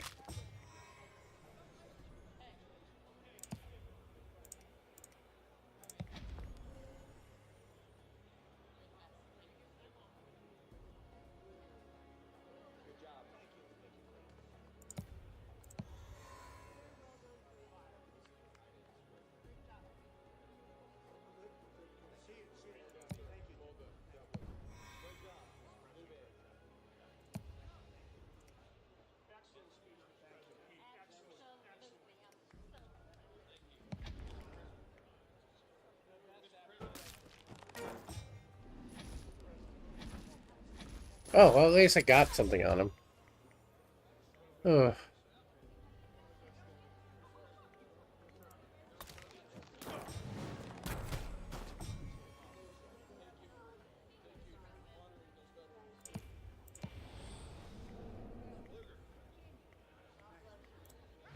That's more deaths.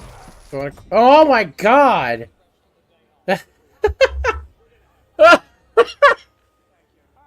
Holy shit.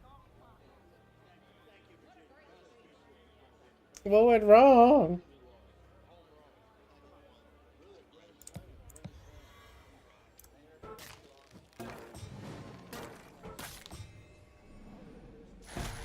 Brutally killed.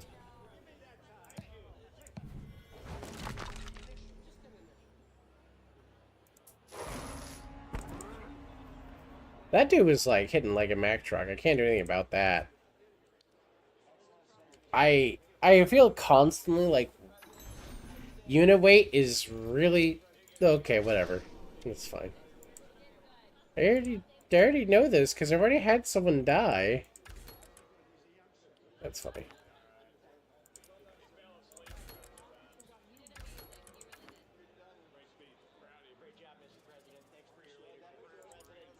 Dirty ship. Mr. President of the ship. Oh my god.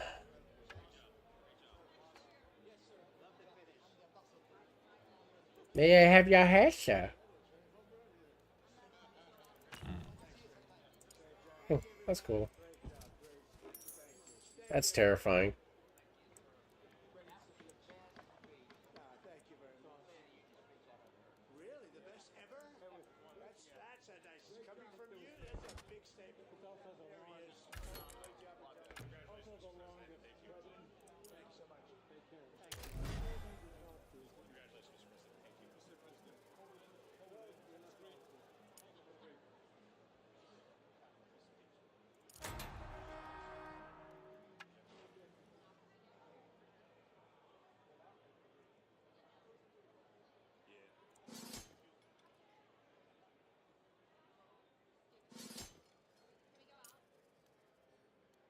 Okay. Let's quickly go send that over there. The chair declares the joint session of the two houses now dissolved.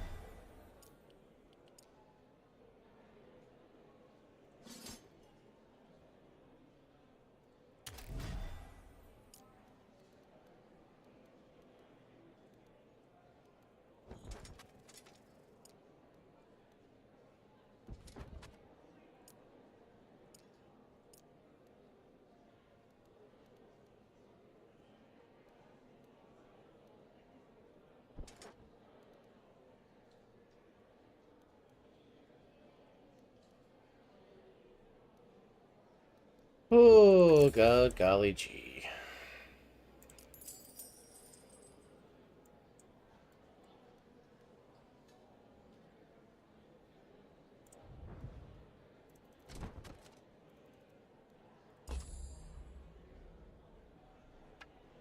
I don't think I'm winning. I think I'm getting my butt kicked pretty handily.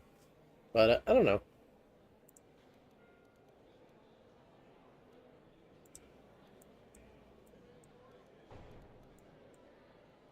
I felt pretty confident, and then...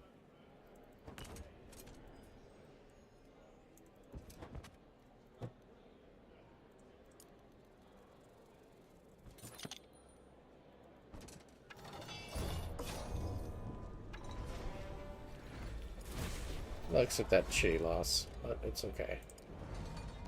Attaches.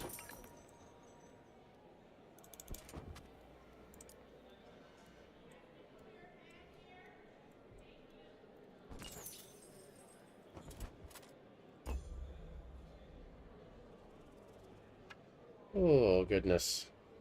Yeah,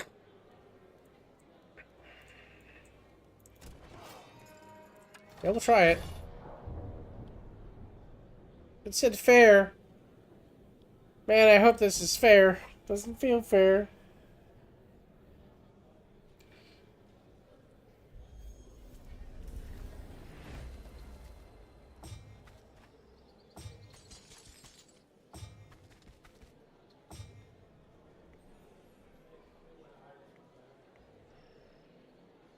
Oh, I could see I can...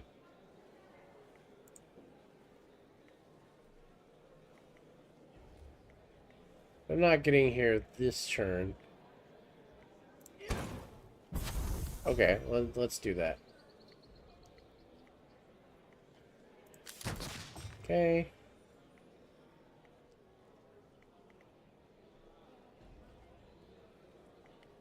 And we'll just stop here for the turn.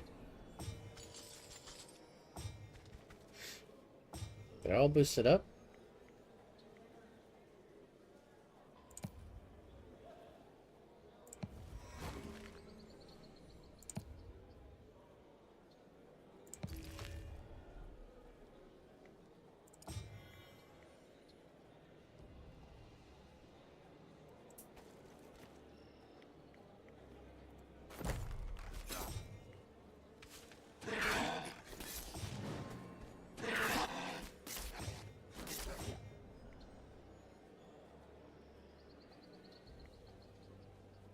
It's almost guaranteed death if I do that. That's so frustrating. Why can't I hit this square?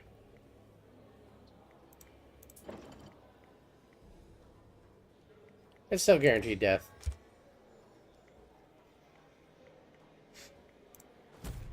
Take out the weak ones.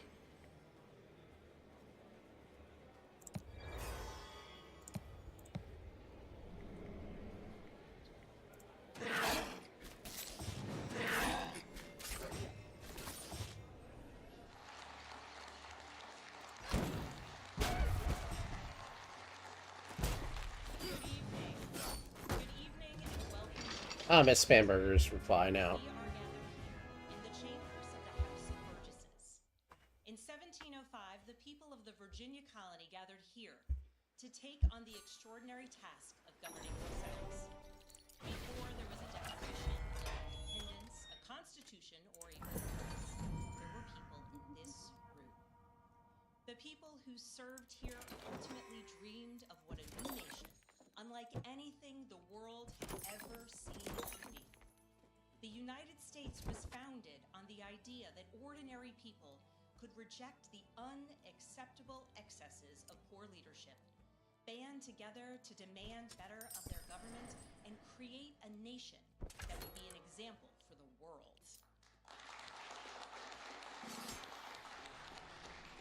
And this year, as we celebrate 250 years since America declared our independence from tyranny, I can think of no better place to speak to you as we reflect on the current state of our union.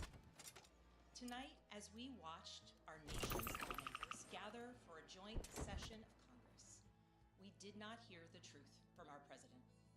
So let's speak plainly and honestly. And let me ask you, the American people watching at home, 3 questions.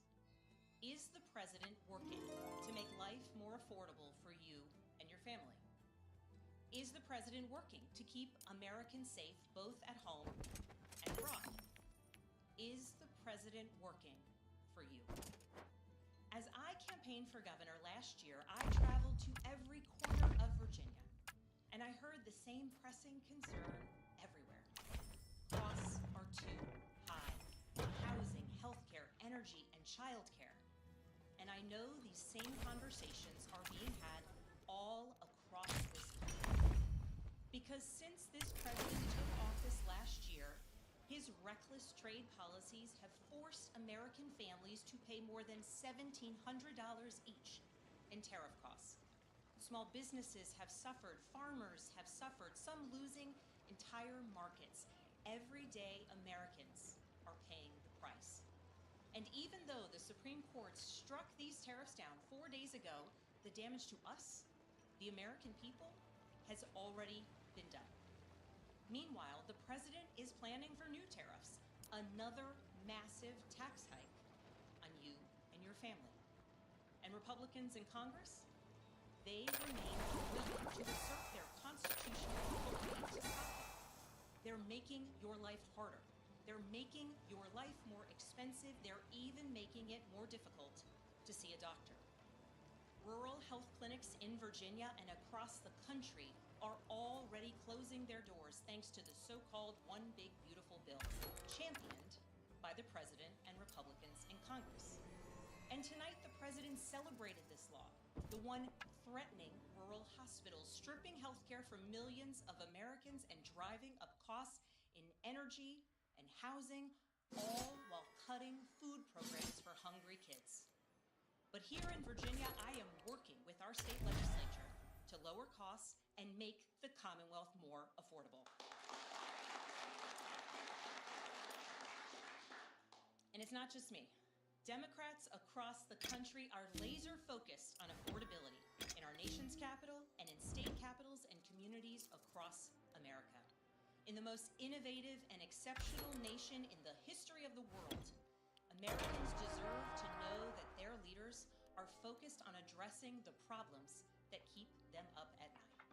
Problems that dictate where you live, whether you can afford to start a business or whether you have to skip a prescription in order to buy groceries.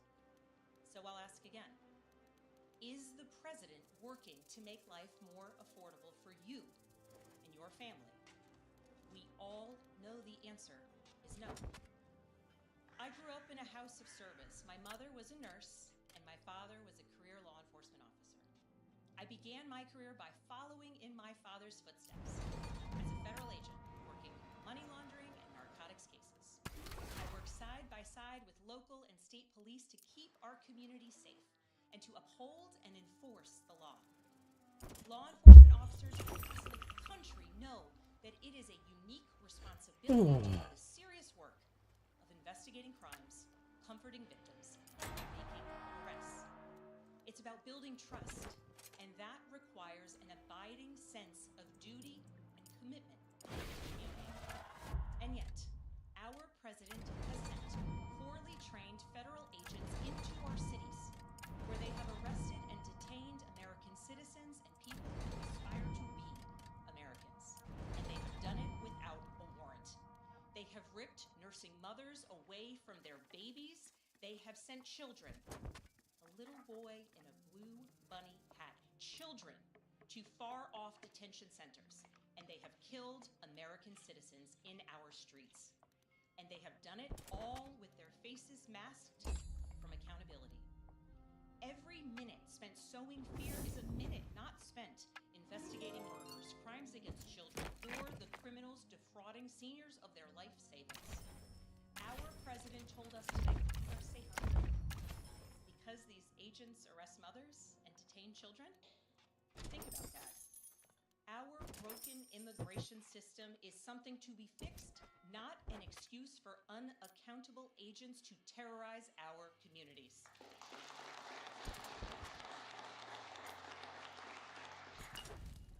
working in law enforcement, I continued my career of service as a CIA officer, working undercover to protect the United States and our allies from global threats, terrorism, nuclear weapons, and the aggression of adversarial nations around the globe. But as the president spoke of his perceived successes tonight, he continues to cede economic power and technological strength to Russia, bow down to China, bow down to a Russian dictator, and make plans for war with Iran.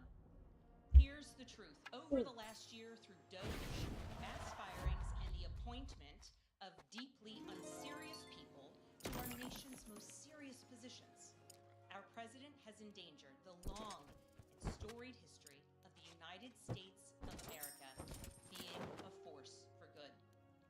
So I'll ask again, is the president working to keep Americans safe, both at home and abroad? We all know the answer is no. In his speech tonight, the president did what he always does. He lied, he scapegoated, and he distracted. And he offered no real solutions to our nation's challenges, so many of which he is actively making worse. He tries to divide us. He tries to enrage us, to pit us against one another, neighbor against neighbor. And sometimes he succeeds. And so you have to ask, who benefits from his rhetoric, his policies, his actions, the short list of laws he's pushed through this Republican Congress? Somebody must be benefiting. He's enriching himself, his family, his friends. The scale of this corruption is unprecedented. There's the cover-up of the Epstein files, the crypto scams, cozying up to foreign princes for airplanes and billionaires for ballrooms, putting his name and face on buildings all over our nation's capital. This is not what our founders envisioned, not by a long shot.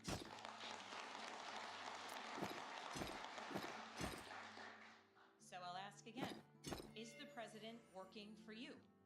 We all know the answer is no. But here's the special thing about America.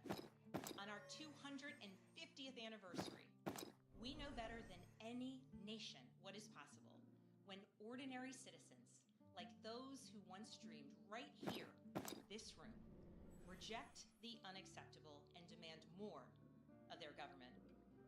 We see it in the determination of students organizing school walkouts all across the country, whose voices are becoming so powerful that the governor of Texas seeks to silence them. We see it in the bravery of Americans in Minnesota standing up for their communities, from peacefully protesting in sub-zero temperatures to carpooling children to school so that their immigrant parents are not ripped away from them in the parking lot. As a mother of 3 school-aged daughters, I am inspired by their bravery, but I am sickened that and Americans across the country are taking action. They are going to the ballot box to reject this chaos. With their votes, they are writing a new story, a more hopeful story. In November, I won my election by 15 votes.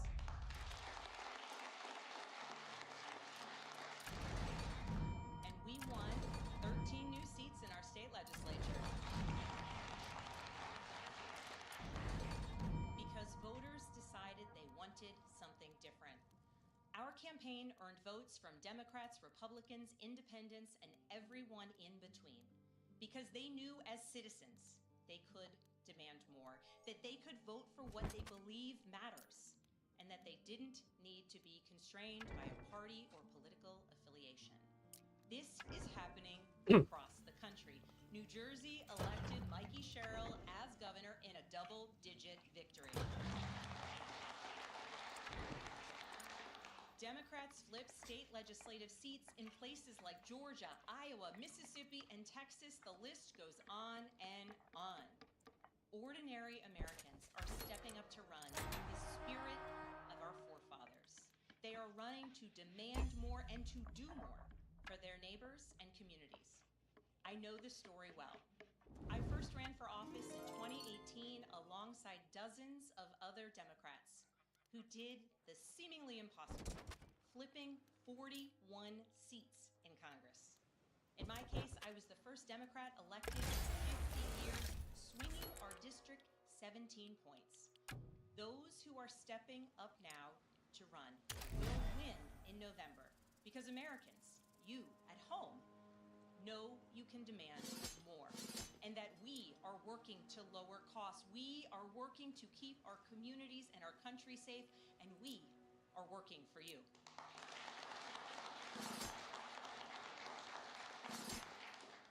In his farewell address, George Washington warned us about the possibility of, quote, cunning, ambitious, and unprincipled men rising to power. But he also encouraged us, all Americans, to unite in a common cause, to move this nation forward. That is our charge once more, and that is what we are seeing across the country. It is deeply American and patriotic to do so, and it is how we ensure that the state of our union remains strong, not just this year, but for the next 250 years as well, because we, the people, have the power to make change, the power to stand up for what is right, the power to demand more of our nation.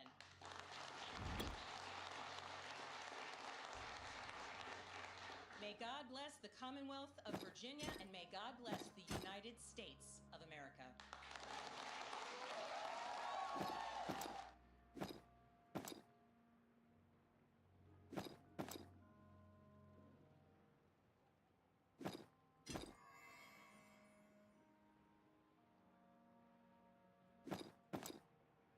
There we go, there's 3.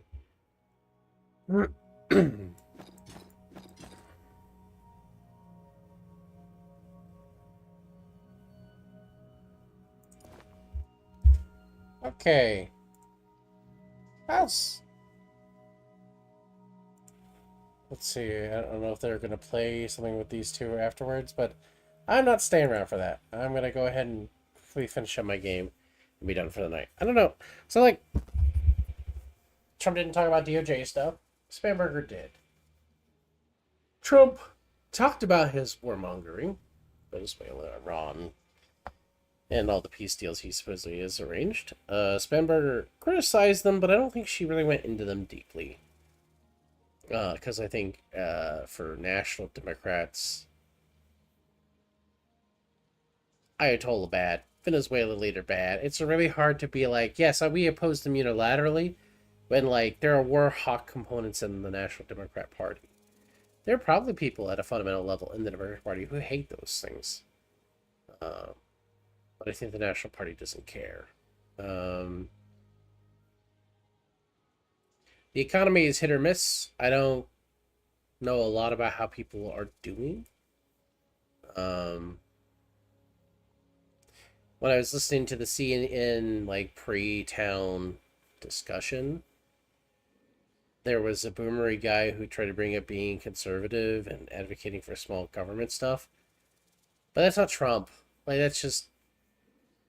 the era of which conservative meant small government and believing in actually reduction of government spending is gone. Trump killed them. I don't know anyone who believes that line sincerely. Maybe that's mean to say, but I don't think there's anyone out there who does believe that line. Because it's a hard line to claim to believe in. I believe in small government. Okay. Why do you think that matters, bro? Well, because it should. Maybe it should. Maybe it fucking doesn't, though. Like...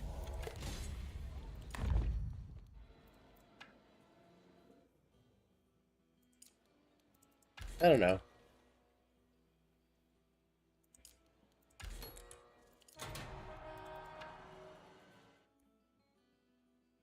I think there's a weird amount of like veiled ignorance people engage in and be like, I Actually, like, I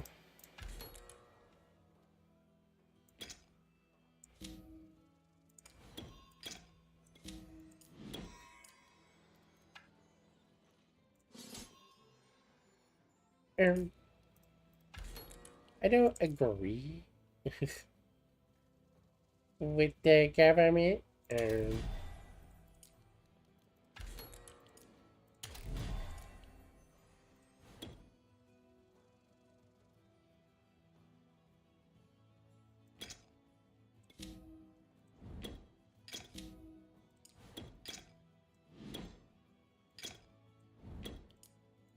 I'm out of money.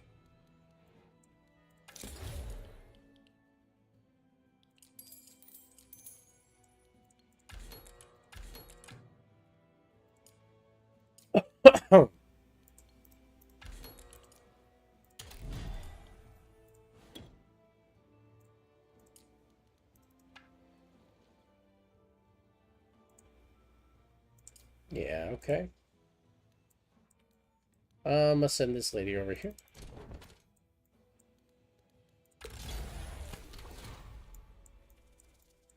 I'll send this lady up here.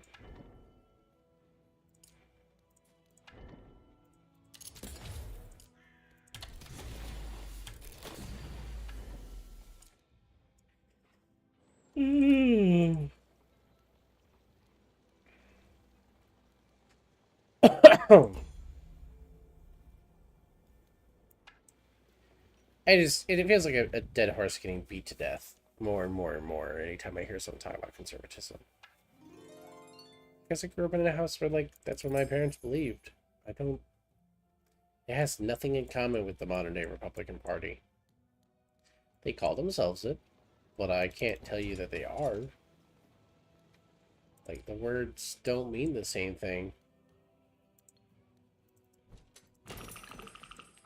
And it's painful that they don't, but it's obvious that they don't.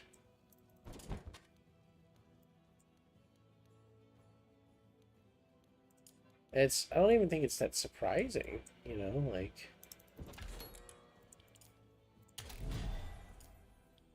It's kind of inevitable. It's kind of inevitable.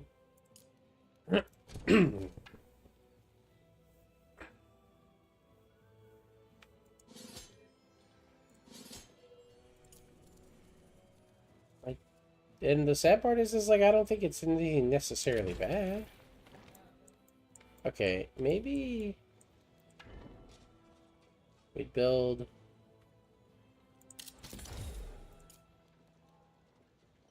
The foundry's over there.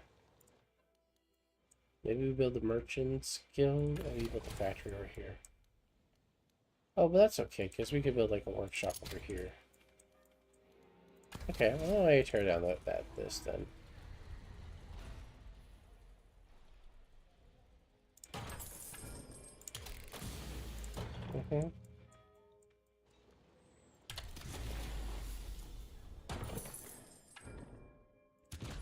We'll turn this into a factory over here.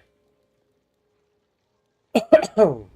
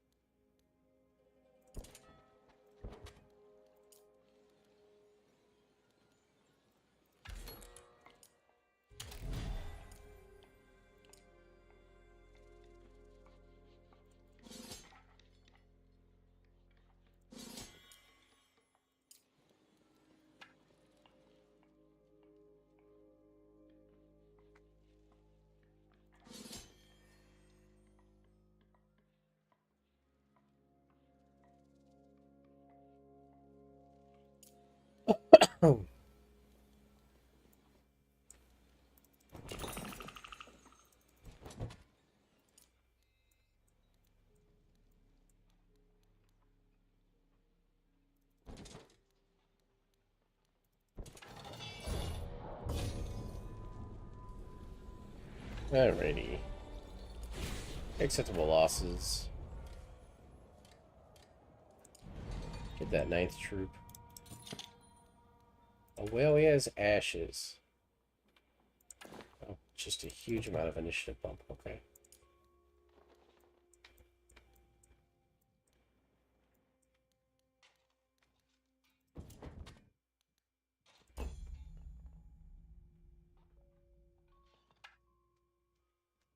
Did I kill purple by accident? I don't think I did I? It feels really weird to say that, because, like, I don't think I did anything to incapacitate them as a player.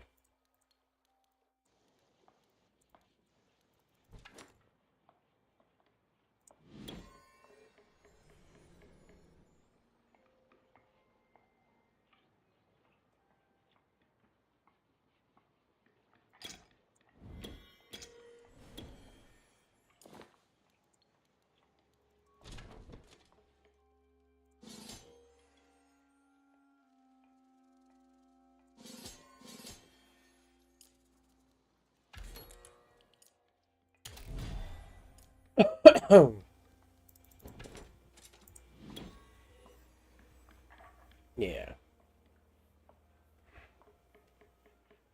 Armed up the boys.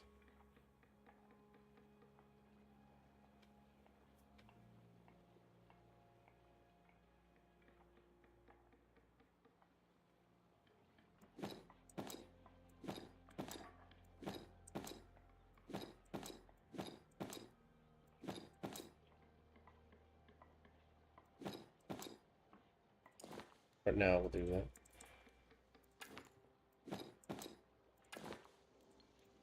Mm-hmm.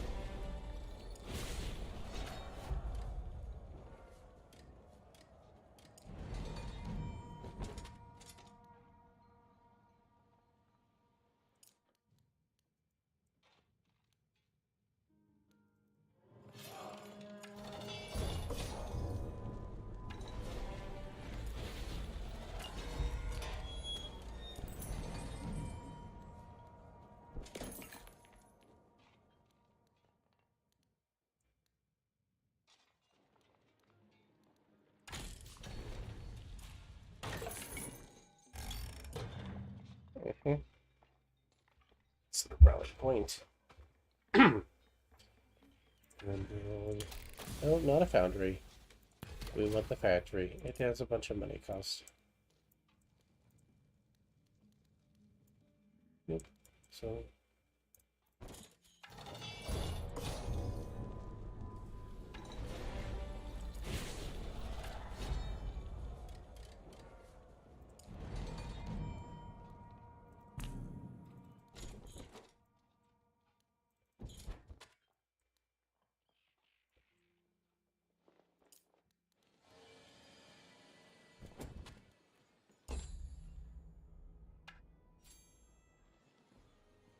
I feel like someone's gonna show up and beat me up, but we'll find out soon enough.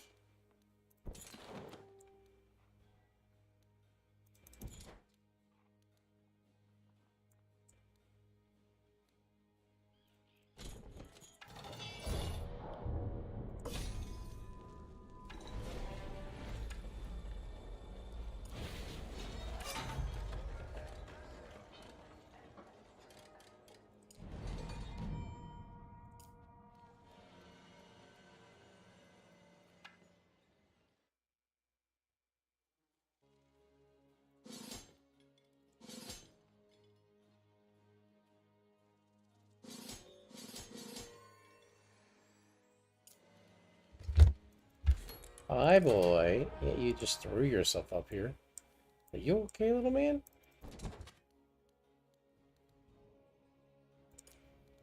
Can I help you? Can I help you, Mr. Ryder? Jeez, that's some rudeness there, boy. Just going straight for the cheese wrapper of the cheeseburger. Going straight for it. Alright, alright. That's fucking rude. You know it's rude. You know it is. Get up there. Get up there. Get up there. Ryder, come on. Come on. You're being rude. Yeah. What's with you, child?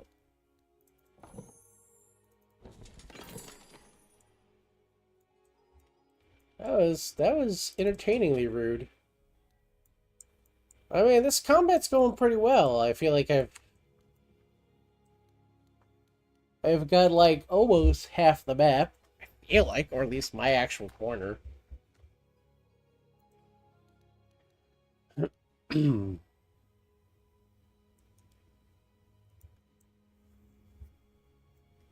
Ryder, you're so desperate. It's so sad.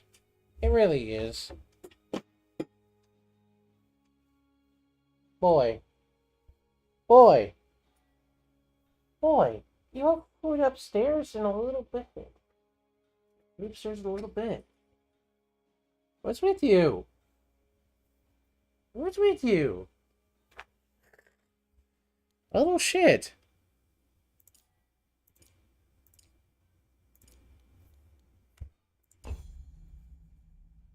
Yeah.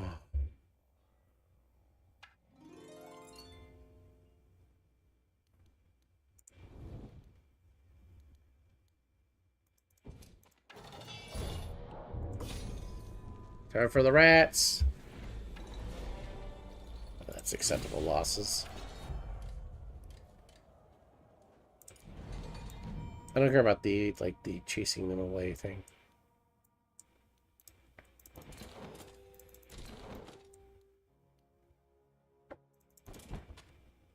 Hi, boy. Boy. Boy, boy.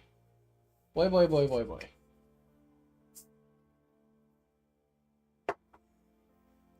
Get spooked. Oh. You're in a tower. You're in the wall.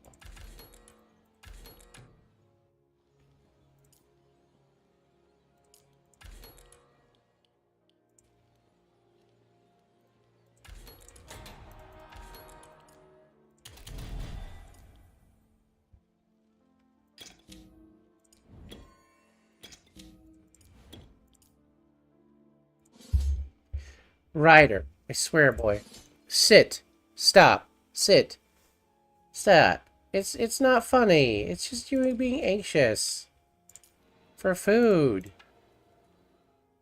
You're so hungry. Well, Dad, I'm gonna starve.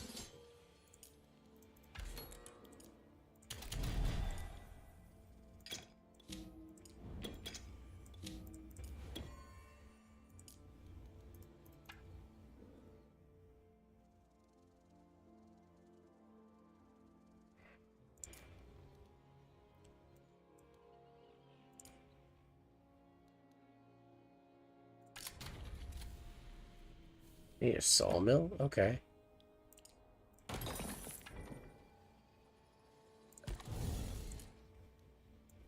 I can sell a bunch of stuff right here, right now.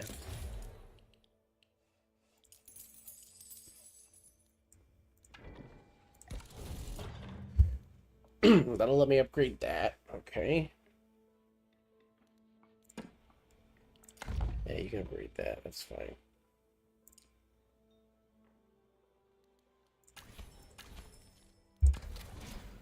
I need a tier 2 workshop. There's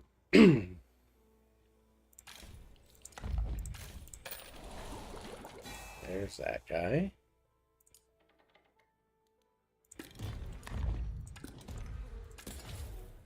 Okay. It should be like literally all of my...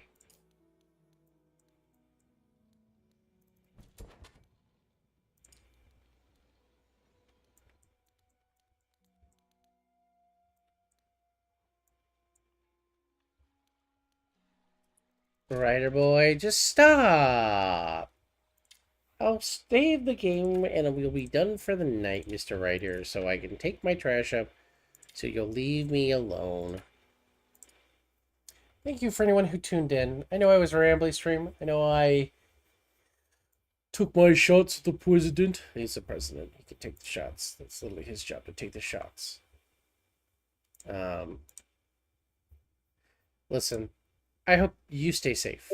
I hope you keep focus on yourself and you do your best. If you're texting a girl and she says she's having a bad day, just send her a picture of your biceps. It works on men too. It mainly works on men. I've actually never spoken to a woman.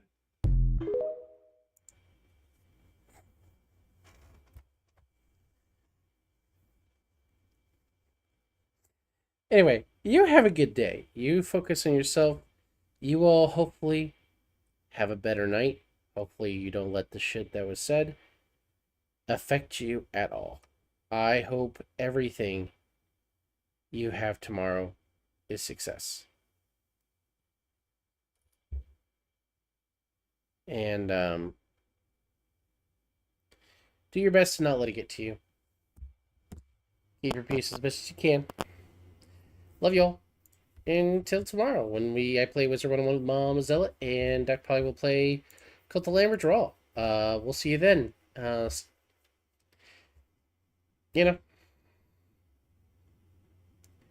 life sucks sometimes, but it won't always suck. It'll get better eventually. You just have to hope so. If you don't have a hope for it, you have to make it so. If you can't make it so, then you need to trust in someone to make it so. And if you have no one to trust, and you can't do it yourself, and you don't have the hope on its own, then you have to find yourself. Because without hope, without friends, and without your own ability, the only thing left to do at that point is find out what you have. And good luck in that. It's hard for everyone. That's not an easy question to answer. Until tomorrow. Bye-bye, everyone.